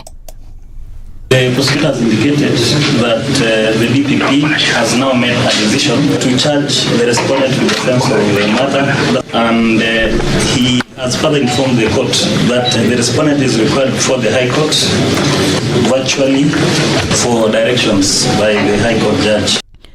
And sports CS Ababu Namwamba's estranged wife Priska Mwaro has died. Mwaro leaves behind two sons from their relationship with Ababu. Education CS Ezekiel Mashogu says the government has allocated 100 million shillings to build schools that were burnt by bandits in Turkana and other counties. Speaking in Lodwar, where he launched a food aid program, Mashogu assured primary school heads that they'd receive food as one way of increasing the number of students who attend lessons. Vile Mheshimiwa Rais alitoa milioni 100 ambaye itashughulikia ujenzi wa ile mashule ambaye ilichoma na wale machangiri wale pandit. Kwa hivyo milioni 100 iko kwa ile mashule. Mheshimiwa na waheshimiwa wa hapa wahakikisha ya kwamba mmepata contractors kwa sababu supplementary 1 ilipitishwa ili kwamba hiyo pesa iwafikie, na tuhakikisha ya kwamba hiyo mashule imejengwa ndio watoto wetu waweze kupata nafasi ya kupata masomo katika yale mashule. Police are investigating an incident in which a 7-year-old child was killed in a fire in Madare slums, Nairobi. The girl was sleeping in the house when the fire broke out. Nairobi Police Boss Adamson Bungay says a fire engine rushed to the scene and managed to contain the spread. It was then that they realized the fire had killed the girl with a disability. The remains were moved to the mortuary pending autopsy and probe. And in the international scene, 2 people were killed and several others injured in a train accident north of Cairo. Egypt's health ministry said after the country's latest rail tragedy. A ministry statement said there were 2 who died in the train accident while the injured were in stable condition. An earlier ministry told that reported 1 dead, also listed 16 injured, including 6 already treated and released. Egyptian rail accidents have mostly been blamed on poor infrastructure and maintenance. That's the Newswire. I'm Leah Ubaga.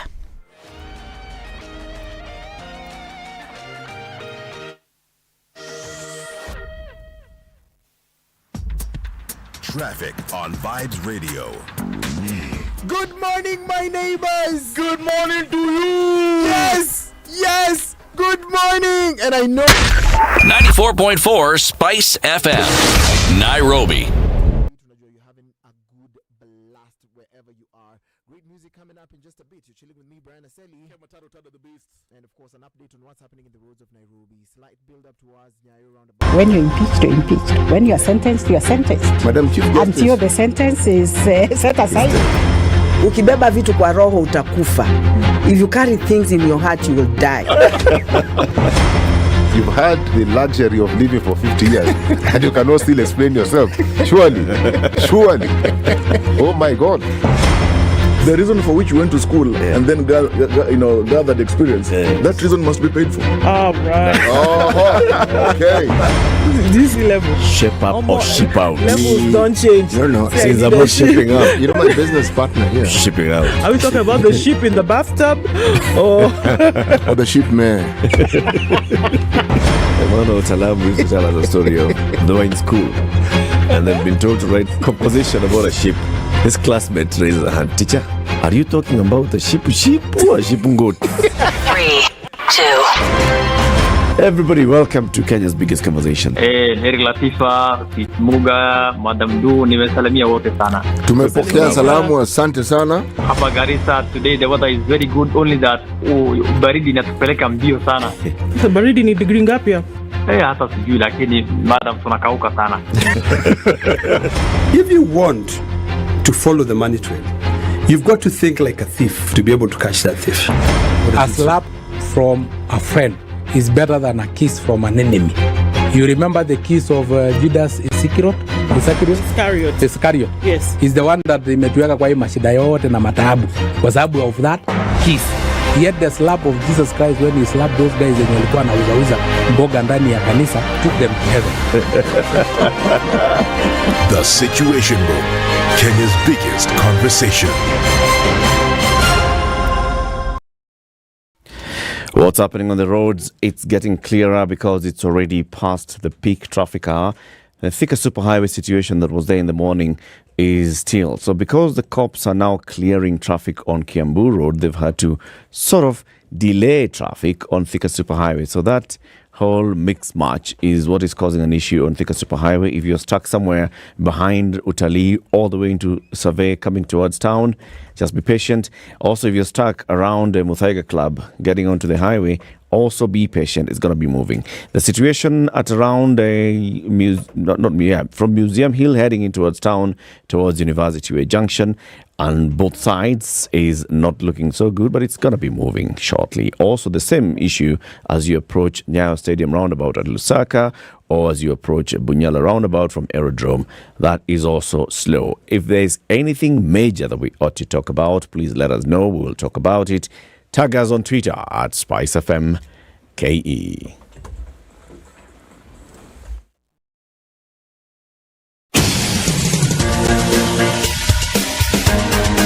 This is The Situation Room, the home of hard-hitting political commentary and penetrating insights about the state of the nation. This is a talk radio experience like no other. The Situation Room, a place for hard truths, debates, and elevated conversations. The Situation Room, witty, political, engaging, deep, controversial. In the room, we have C.T. Muga, researcher, academic, seasoned political observer, a fountain of wisdom in these politically uncertain times. Ndu Oko, Nigerian by birth, Kenyan by choice, communications expert, Pan-Africanist, a truth seeker and believer in people power, and Eric Latin, agent provocateur, the man in the chair, seasoned journalist, news hound, a man who believes in punching up, not down.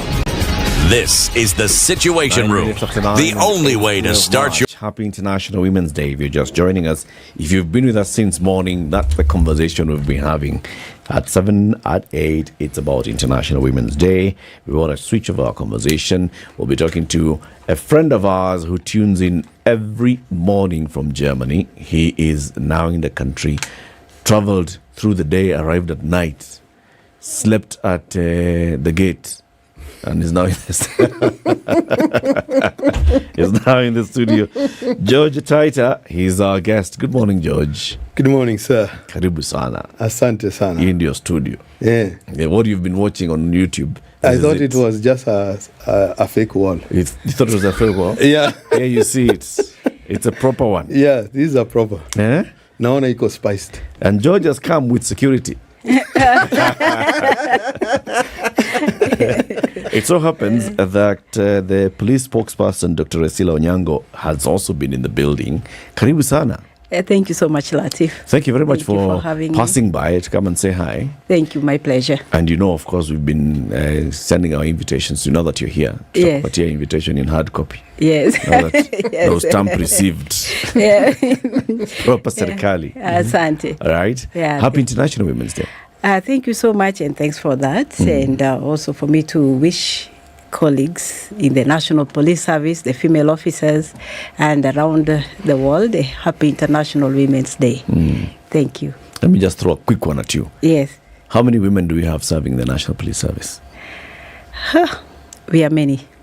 Well, I'll give you in terms of percentage, yes, we are around 15%. 15% of Yes. police officers are women. Are women, Okay. which is excellent because we have, even in developed countries, that percentage is even less than 5% in many countries.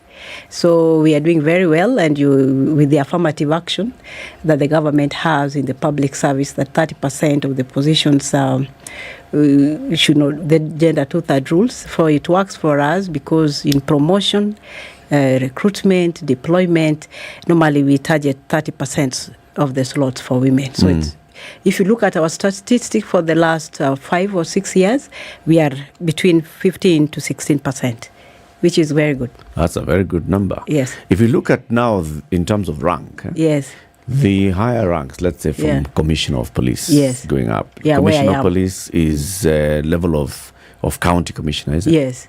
From that level going up, Yeah. what's the percentage of women? It's interesting. We are still running very close to that percentage of 15. I wish you had told me earlier to give you the No, I exact like statistics. it because you have the figures and Yes. you have them with you. We have very many female officers in high-ranking positions, the commissioner is the rank I hold now. We have very many in very senior decision-making positions, even regional command. We have even the regional commander central is a woman. The other one who has been in Western has been a woman. So we are doing, I would say we are doing quite well. Okay. Does it match also in terms of the number of women who present themselves at police recruitment exercises? Would you say that you see about 20% or thereabouts of all the people who actually turn up Yes. at the recruitment grounds being women? Or is That it depends now on the center where we are and the part of the country. If you're in Nairobi here, you'll get quite a number of them. And in marginalized parts of the country, you may find quite a few. But considering that there are so many youths that are in need of jobs, we are getting very high turnout during recruitment. Yes. Very good. Karibu sana. Our friend George Yes. follows the Situation Room from Germany. Yes. And he's here today because he wants to give us the experience that he has seen in Germany, especially when it comes to a job that the National Police Service is very much involved in. Yes. In enforcing regulations when it comes to long-distance drivers, whether they're bus drivers or truck drivers.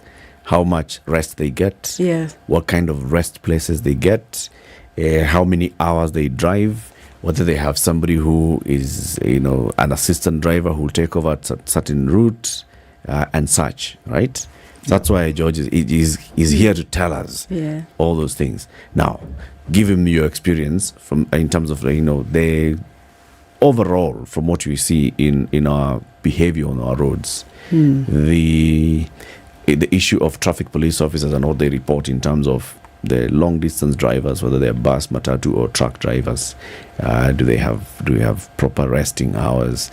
Are police able to enforce these? What kind of challenges do they encounter?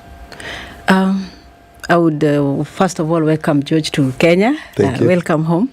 And to say that as far as driving or traffic rules are concerned, our work is to enforce the law, which are the traffic regulations. And accidents account for so many deaths, traffic accidents around the world. And it's important that we keep talking to members of public, motorists, to exercise more caution on the roads. If it's the long distance drivers, they need to get enough rest, probably with alternate drivers. I don't know the arrangements, but it's important so that issues of overspeeding, overloading, and recklessness, overtaking in the wrong places, we avoid to reduce the road carnage, because it's a serious concern.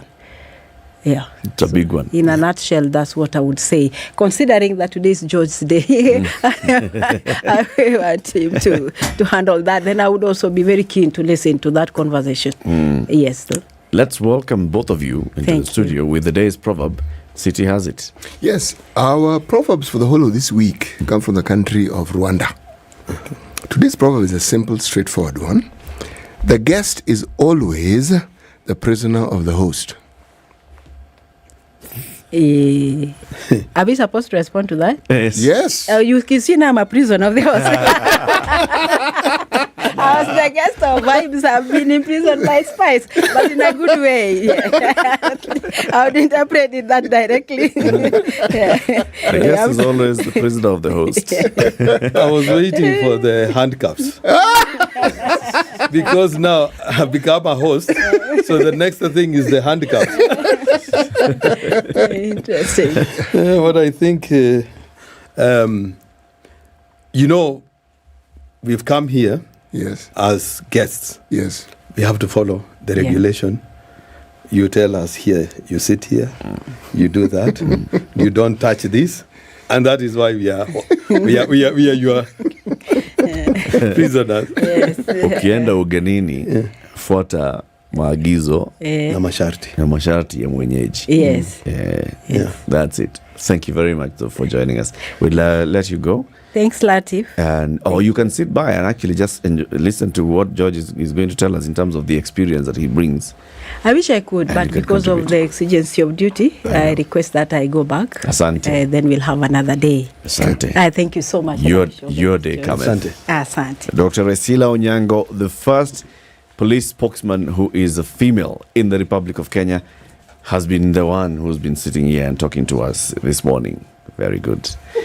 George. Yes, sir. Karibu sana. Asante. Niko hapa. First of all, how was your journey from Germany? It was very wonderful. All the way we left Germany when it was very cold. With about it was starting to show some snow and slippery road. And then you get into the flight somewhere along Sahara, you feel the heat. You notice that you've crossed. I couldn't even sleep at night. Yeah. It was too hot. Too hot. Hey. George, how long have you been in Germany? Been in Germany for 15 years. Yes. Does one ever get used to that cold in winter? Sometimes. It depends. The winter is in different kinds of... it's not always very, very cold. Yeah. Like now, it's cold, but there is no snow. In some parts. Like now, there are some areas whereby there is a lot of snow, and there are some places whereby there is no snow. Actually, we should be having snow now in my village where I stay. But because of the climate change, hakuna snow. You live in a village? Yeah, it's a village. You live here, you go there to Germany, you live in a village. When I say a village, ni kama kusema sasa Yaya Center. In a village. Yeah, it's a village. But it's an estate. You know how we are. When you say village, as we are thinking, Oshago, you're thinking cows. Yeah, of course, you're there are cows. Dust. Yes. You're thinking a few huts maybe. Tire, koroboy. Yes, very few vehicles. Now, in the place I stay, is about 20,000 people. We have 3 supermarkets. We have 3 banks and fire station and the mayor's office. That's it. Yeah. What do people do around there? Do they only use this as a dormitory and then they work in a larger city? Or they work in large cities. Okay. So, like now, for example, people drive at a radius of about 30 kilometers to go to work. And mainly, it's like now, people who are living in Limuru and working in Nairobi. In Nairobi? Yeah. Actually, not far. Yeah. Yeah, but the difference, I think, if you look at Germany, it's the road network. It makes that traveling easier. And then there's also public transportation. The movement is not as... these traffic jams we keep speaking of here. I'd like to ask George, do people experience traffic jams the way we do in Kenya? It took me almost 30 minutes from Olesere. Is it? Olesereni. Olesereni. Yes. 30 minutes to come here. How many meters is that? From Olesereni? Yeah. Aye. Okay. I think because okay. you have to drive. Yes. my question has been answered, has it not? Now, the thing is that in Germany, traffic is, we don't work like here because people work in sequence.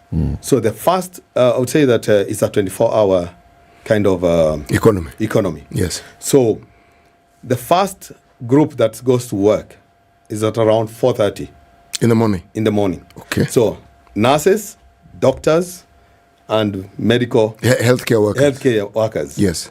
And now the drivers. Yes. For the buses. Yes. They wake up at that time. So 4:39 is the first bus leaving the estate.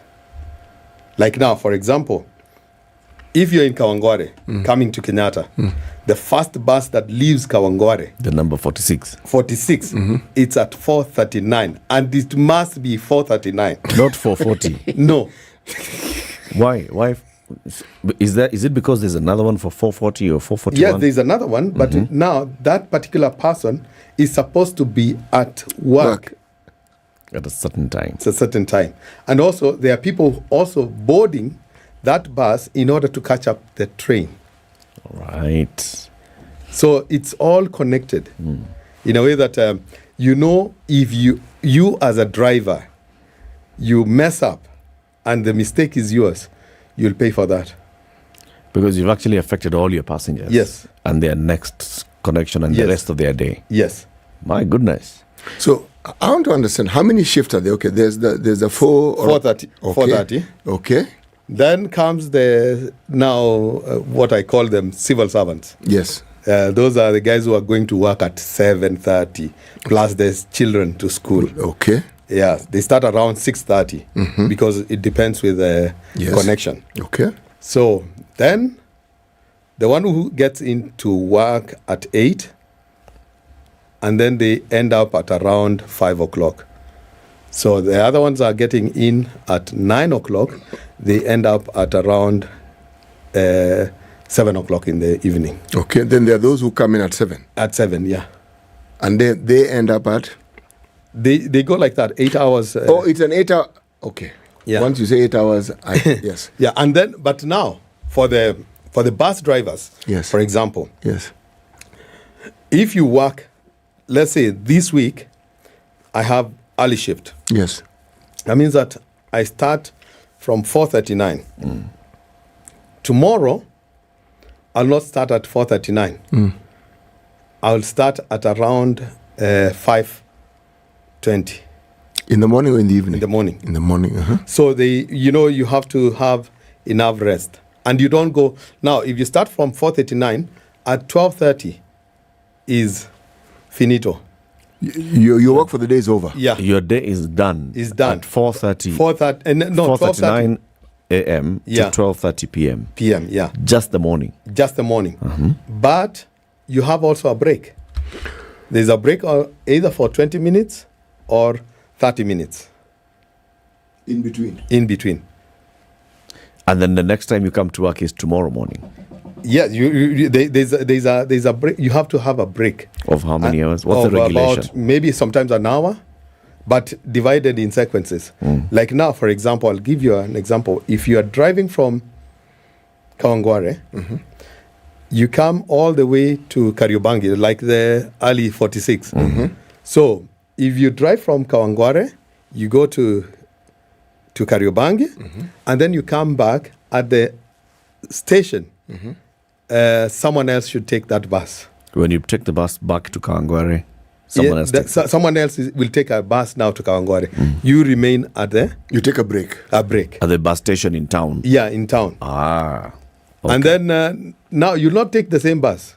How long is that journey that you've taken from Kawangware to? It's an hour or so. Let's say 45 minutes. So from Kawangware going all the way to the end and back to bus station is about an hour. Yeah. After that 1 hour, you must take a break. You must take a break. Why? Because they don't want you to go concentration. And also, there is also sequence of the buses because every bus is connected with a train. All right. Yeah. It's too organized, man. Yeah? It's too organized. It is music. This is where now one goes down memory lane. Because some of us remember a time when Kenya Bus was also scheduled with time. Yes. Same. You knew at this, and even there was a board that showed you bus number this is expected here at this time. So you simply waited and it arrived. And it didn't matter whether there was one passenger or two, the bus was there. Now, let me give you a story. Like now, the last bus in the evening, if it has to go from Kawangware to Kariobangi South, and that is the end, it must go till the end, even if it's one person or nobody inside the bus. It goes until the end. Until the end.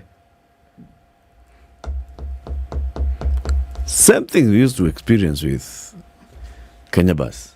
Actually, with Kenya Bus, there was something even better. There was a last bus that took people everywhere. Yes. Meaning it's like it went through the whole town. Like now. Yes. Berlin. There's a bus 24 hours or a train 24 hours. Meaning, at any time, there are people who have got no homes. They live inside there. The train? Yeah. The bus or the train? The train. Wow.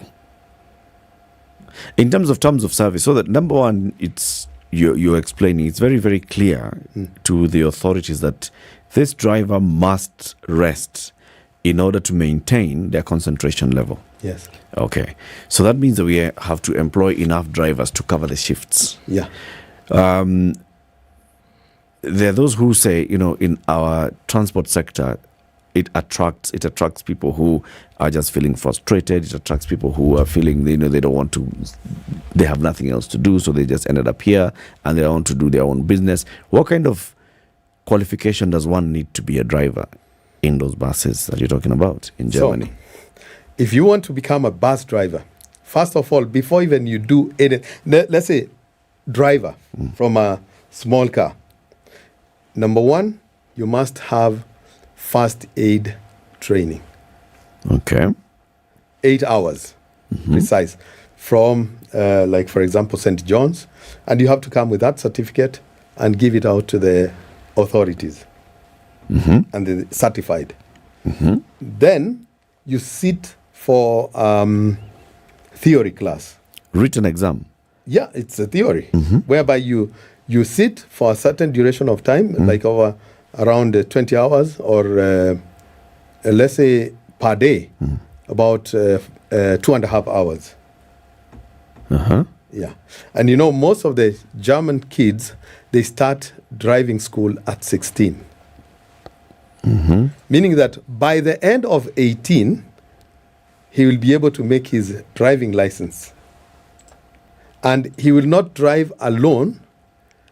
He can drive, at 16 he can get the license, but he cannot drive alone the car without their parent or a guardian. So there must be an experienced person with them in the car. Yeah, he cannot even go down to the supermarket alone.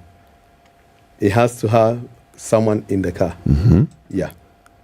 But from 18, they're fine. They can now they're adults. Yeah.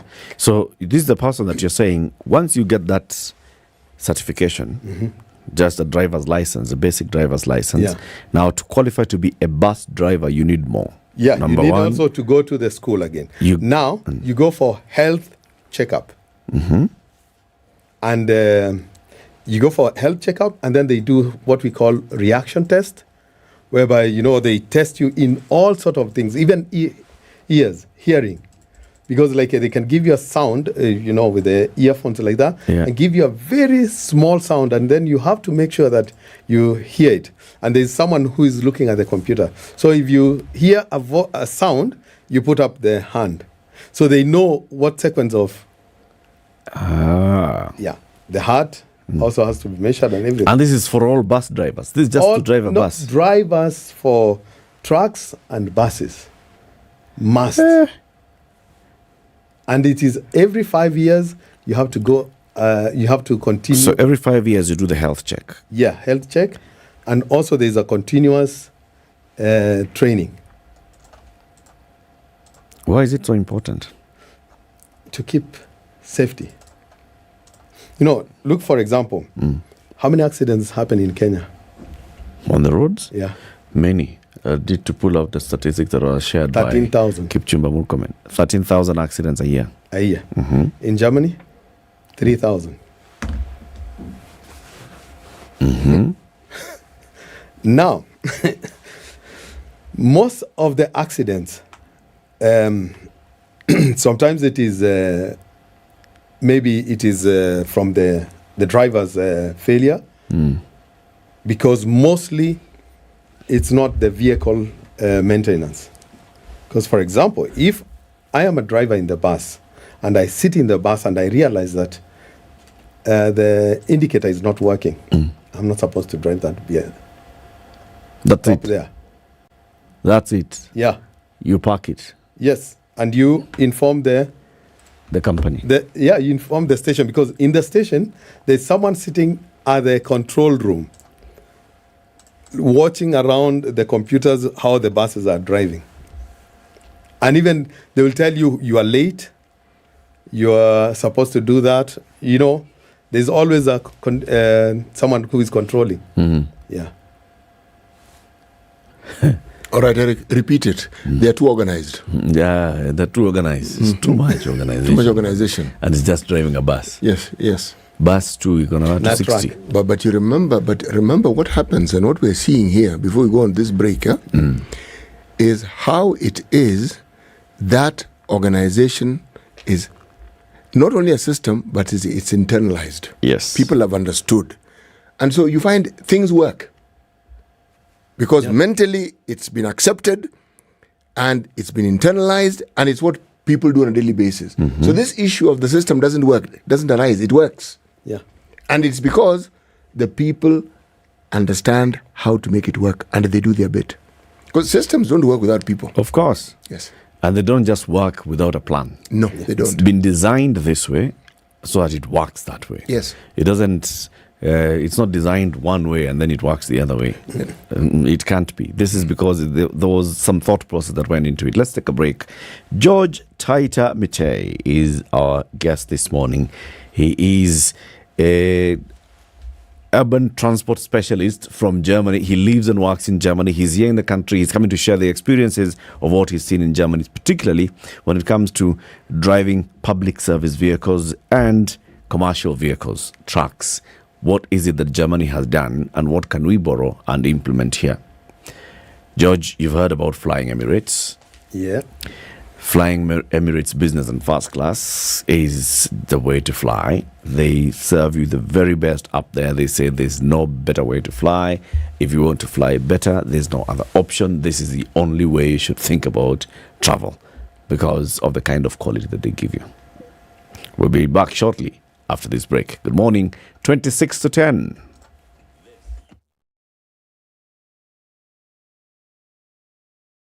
Fly Emirates first and business class and look forward to a journey that's as incredible as your destination. Start your holiday with delicious fine dining, impeccable service, and comfort that's out of this world. Sip drinks in our A380 onboard lounge on flights from Dubai and beyond. Watch a movie and drift into a restful sleep in flatbed seats. Treat yourself to Emirates first and business class. Fly Emirates. Fly better.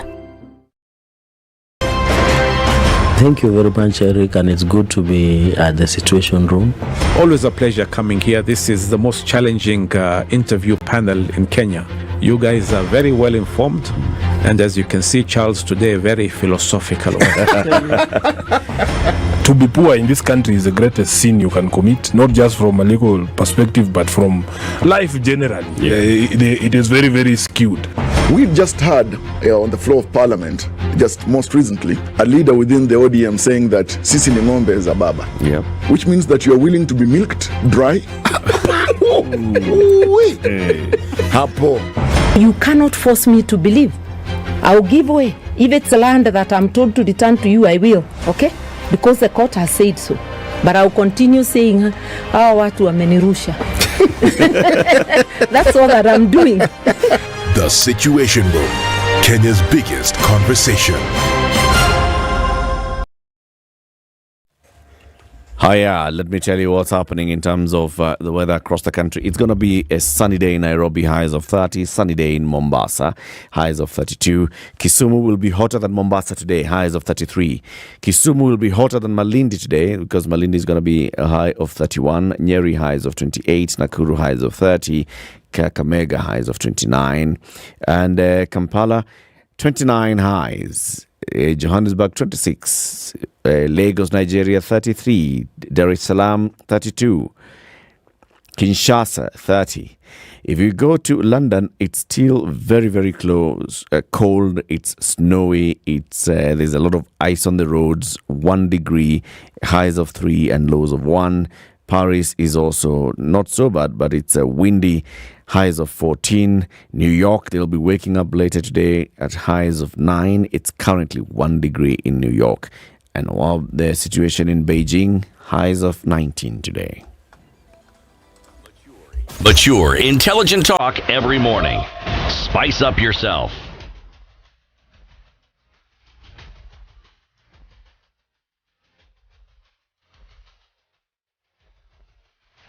Mornings done right. 94.4 Spice FM, Nairobi. Same. It's still looking the same on Kiambu Road, but it's now cleared actually. Sorry, it's not looking the same. Kiambu Road is now all smooth. Only Thika Superhighway stretches back to Utalii and then it clears after the Pangani interchange. Uhuru Highway heading towards town. Busy as you leave the Bunyala roundabout heading towards town, and also busy around Nyayo Stadium, Aerodrome Road. That's the only place that's busy. The rest of the roads, it's not looking bad at all. Wherever you are, just follow everybody else. Everybody's also going somewhere, just like you. So be patient.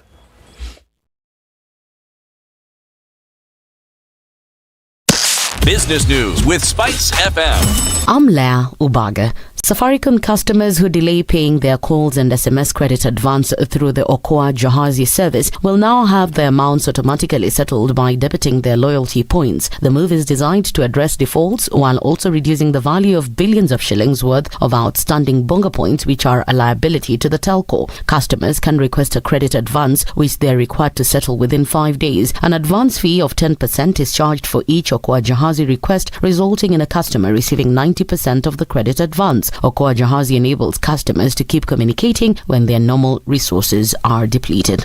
Centum Investments Company PLC has settled 2.3 billion shillings debt using internally generated cash after plans to raise funds from the sale of its CDN Bank stake to Nigeria's Access Bank collapsed. The Nairobi Securities Exchange listed firm had planned to sell its entire 83.4% stake in CDN Bank to the Nigerian lender for the 4.3 billion shillings and use part of the money on debt repayment, but the deal collapsed mid-January. Centum's chief executive James Moria said the firm has used proceeds from land sales and loan repayments from its subsidiaries.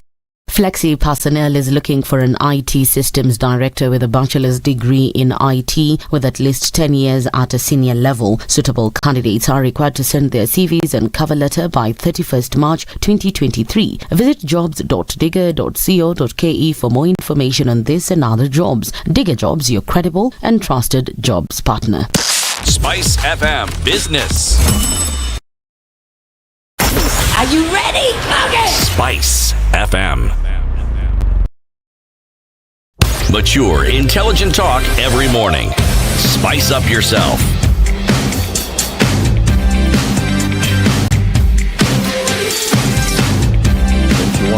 To 10, we continue our conversation. 94.4. Chaita, who is from Germany. He just landed this morning. He's lived there for 15 years. Currently working in the transport industry in Germany. You drive these buses, and you're telling us it takes you, it's not just that you finish high school as you're waiting for something else to do, kwenda course, uchukue uingie kwa basi matatu ya so and so. It actually is more than that. Yeah. How long does it take for one to become a qualified bus driver and for one to be allowed to start driving a public transport vehicle? First, you do the theory part. The theories are in different. There's they call it social Vorschrift. That is the laws and the regulations of the the transport. Road. No regulations in transport sector. It's like the Traffic Act. No, and traffic the act regulations. is totally different because I have these two books. Okay. So this one is only to qualify to be a bus driver. You have to know the laws, to know the regulations, and also we call it the tabia za barabarani. Yeah, that's all here. Now, road signs. How long does that take? That one takes about almost a month or two. How many exams? One exam. One exam. Okay. And they are in this Grund qualification. It's called basic Grund. Basic. Yeah, Grund basic. So Grund basic qualification. That means that you have to learn about 1,300 questions, and 30 out of those questions will be brought in the exam. What? 1,300 questions? Yes. And they will bring 30? Yes. Okay. And they will choose from different topics within the so in a sense, it's not really unfair. Yeah. No, because I think all those questions relate to what you're going to do. Yeah. But they just want to determine how thorough are you in your knowledge. Yes. Yeah. Yes. And once you pass that, then you can now do the real work. Okay. What's the pass mark, first of all? You have to have 60%. Okay. This 50%, they don't think it's fair. Half. No. And even if you pass with only 0.5, you've passed. As long as it's above 60. Yeah. Okay. All right. Fine. So you've now passed that exam. Now you are qualified to go and do the real work. So that one is to determine whether you can drive. Yes. But are you you can drive. If you can be allowed to work, it's like a license. So, so that first exam is just to give you a license. Yeah. To study now as a driver. Why? Because in the habits na tabia za barabarani. All right. So you now have license. You've been licensed. No, you qualify to now. Give us an example of the habits that are za barabarani. For example, some contents in that. Yeah.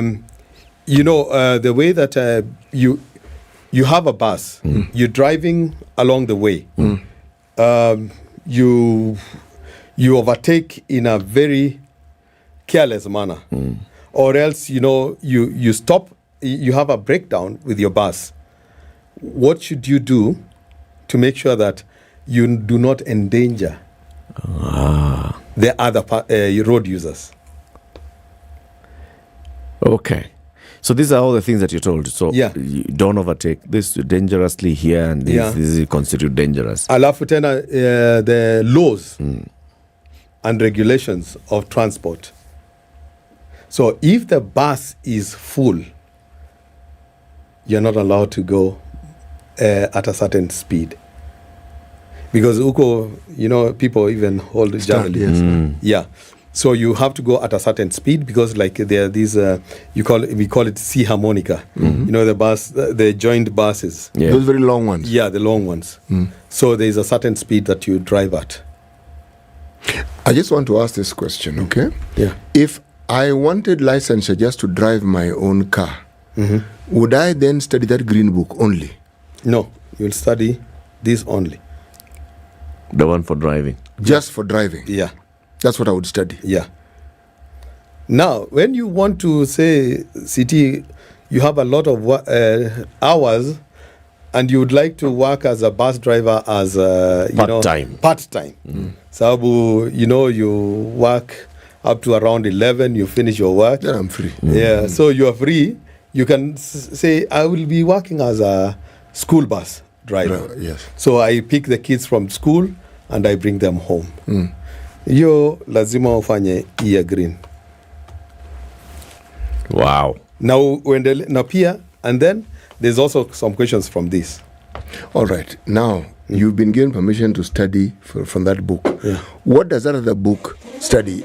Tabia za barabara hiyo tumepitia. Sasa, Yeah. now that one. It's technical. Yeah. What is technical about it, apart from just driving? The curves, the distance, the braking distances, and something like what type of a bus are you driving? Is it a low floor bus or is it a high bus? Okay. What's a low floor bus? Low floor bus is a bus that, for example, I'll give you an example. There are buses like here, this coast bus. That is a high floor, okay. High floor. Because like in the curve, you have to go at a certain speed. Yes. Now, there is a low floor, like which at is the airport. like the ones at the airport is a low floor. Yeah. Because like even you can come to the bus stop and the handicapped people with a wheelchair can actually board. Yeah. Now the high floor, the other, and those buses also have facilities for people who may have wheelchairs to be able to board. Yes. Are these specific buses that have them, or do all public transport? Public transport have specific have facilities. Facilities. All. Hata ile basi ya nini long distance, there are some of them which have the lift. Okay. This one I have to ask. Hakuna matatu? Matatu ndio hiyo basi. Sio matatu ya 14 seater. Yeah. Now you said there are different buses. Yeah.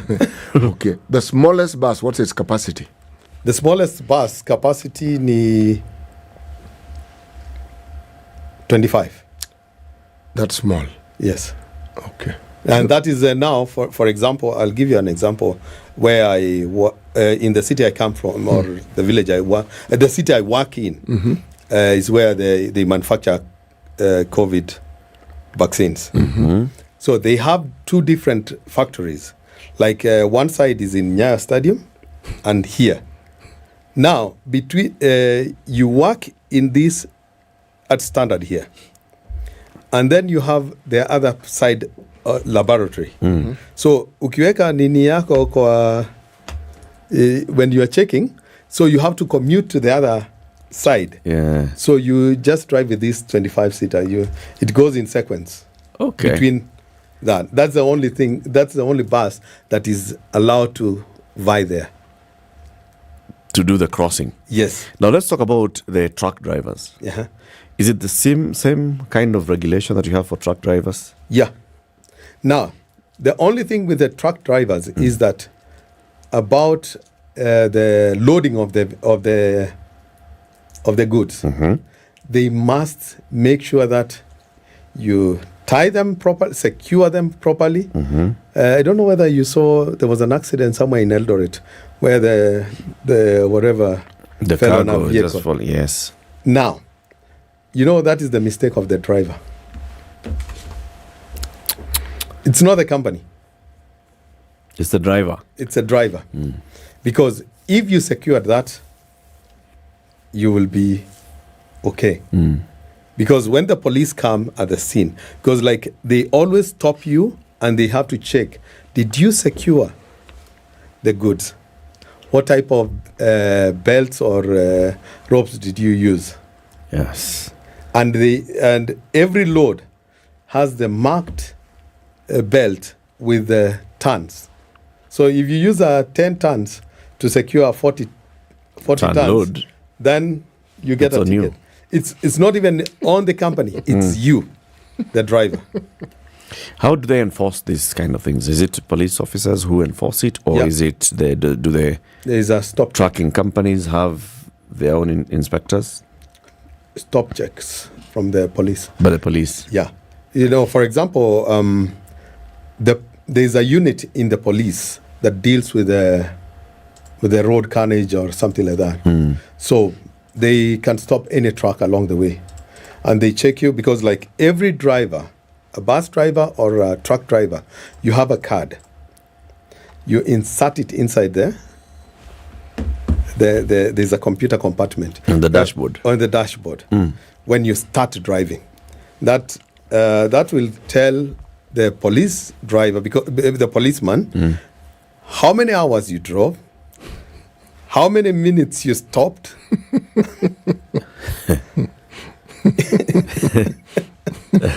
You'll not be able to escape. So basically, your card is logging you as you're going. Yes. When you on the move, it shows. Yes. When you stop, it shows. Yeah. Is there an app that also indicates the number of people who board the bus? Not exactly.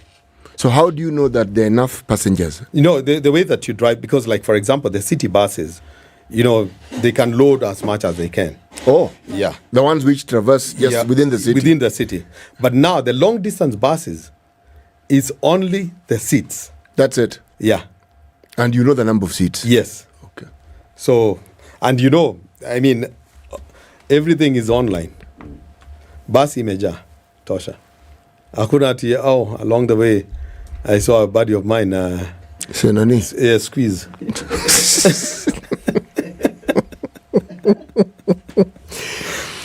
Now, my next question is this. The same exam that somebody who wishes to drive a 25-seater is the same exam that someone will sit if they want to drive that bus that looks like a train because it has been connected. Yeah. Same exam. Now, because it is passenger. Okay. Now, when it comes to the technical aspects, just walk us through. What constitutes this technical aspect? Okay, you can drive, curbs, the things you need to know. Do you really need to know how that vehicle moves, on what part it has, and how it actually moves from point A to B? Yeah. Are you required? Yes. You're required. You'll have to go with an examiner to test you. For example, along Thika Road, you have to go, even if it is full with, that traffic, you have to go along it. Otherwise, utafieka watu wote. You have to know when you're coming to the roundabout, you don't go the inner side, you go to the outer side. Everywhere. You know the marked... Yes. That is, it's written bus, and that is the bus area. There is no matatu or a small vehicle that will come to that particular place. So that lane is only for buses. Yeah. Hey. And as soon as also there is also marked places for the bicycles. Because you have to take care of that bicycle. You're not supposed to come near the bike with you have to leave 1.5 meters. And the road provides for that space? Yes. But motorbikes, where do they fit in? Motorbikes is like a car? Yeah. Okay. So there's bus, separate, bicycle, separate, buses, separate. Yeah. Iko katika barabara and they are marked. So if it is in the city center, come for example, from Moi Avenue, you're coming to... We start from the, what is it called? The University Way? Yes. So from there, at the roundabout, there's a lane marked all the way up to Hilton. Bike on the side, then the buses. So you know. Yes. Ati kuna jam, wacha niingie ya basi. You cannot. And there are no traffic policemen that is standing on the roundabout to guide the vehicle. It's lights, and that's all. You cause an accident, you stop there, you wait for the police. From your experience, George, because even as you have been living in Germany, you've also been coming to Kenya. Of course, you've been observing. Why has it been difficult to enforce some of these things? You're talking about things that are also have been tried here in one way or the other in this country, especially the issue of long-distance driving. Bus drivers or truck drivers, they're supposed to rest after a certain time. They have speed limiters that are installed on the buses and trucks. You have police officers who are along the highway. Why does it not work? Greed. Whose greed? All of them. It's not one-sided. Number one, the owner.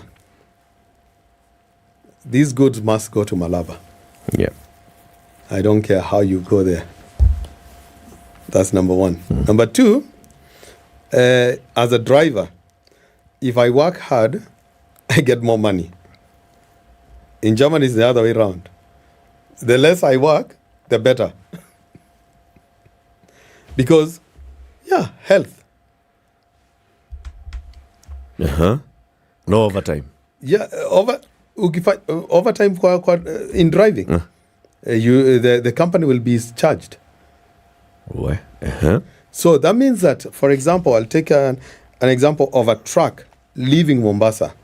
They have to go to Malaba. Yes. So they have to have about 3 shifts or 4 shifts.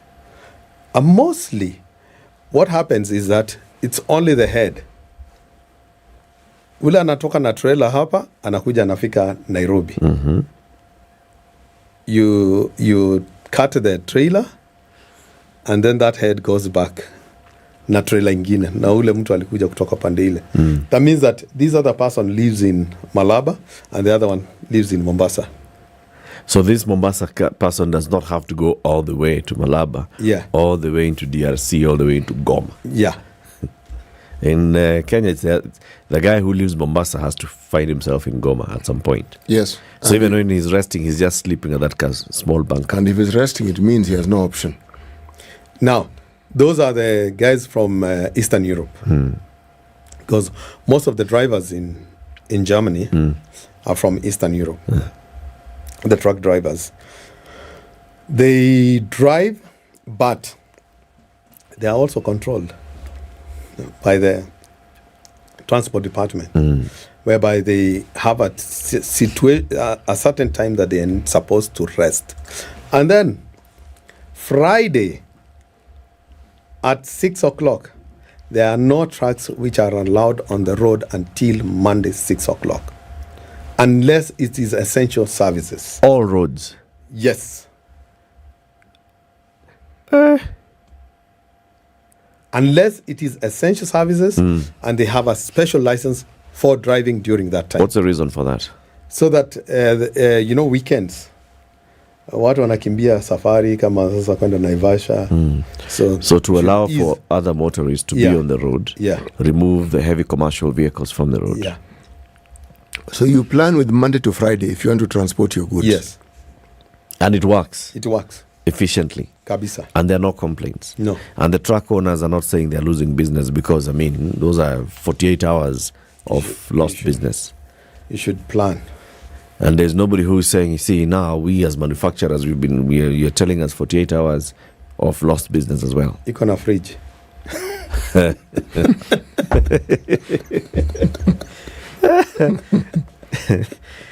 The thing is, these things have been talked about in this country, and like you've said, it's greed. It's everybody who will come and oppose the status quo. Everybody seems to be enjoying this kind of status quo that we have. Yeah. Even when you talk about removing the trucks from the road, they'll tell you those are job opportunities. This has been attempted. Let's go on to SGR. So where are you taking all these people? It's been attempted here. It's been attempted. Yeah. At a certain hour, no trucks on the road. For a long time. Yes. Meaning, it gets around 6 o'clock, no movement. You remember there was a time that there was a lot of accidents whereby the late President Moi said that malori hakuna ku travel usiku. Yes, he did. Yeah. And now? It crept back. Because, we are talking about a 24-hour economy, about efficiency, about, Ugandans are complaining that their goods are taking too long on Kenyan roads, this and the other stories. George, valuable lessons that you've shared with us. Thank you very much for your experience, and thank you for joining us today. Asante sana. I brought some goodies from Germany, and it's called Nyeri. Nyeri is an Italian company, but with a French word. This means my love. Sasa, now, I have to be very careful with that word, Mandala. Ndu is not. Ndu is not here. But thank you very much. Yeah. Thank you. And thank you for tuning into the Situation Room today. Have a lovely one. We'll be back tomorrow morning. Again, we've been late with the news today throughout. Poleni, it's International Women's Day. We've been celebrating 10 a.m. 320,000 Kenyans. The committee led by Safaricom CEO Peter Ndegwa was tasked by President William Ruto to raise money and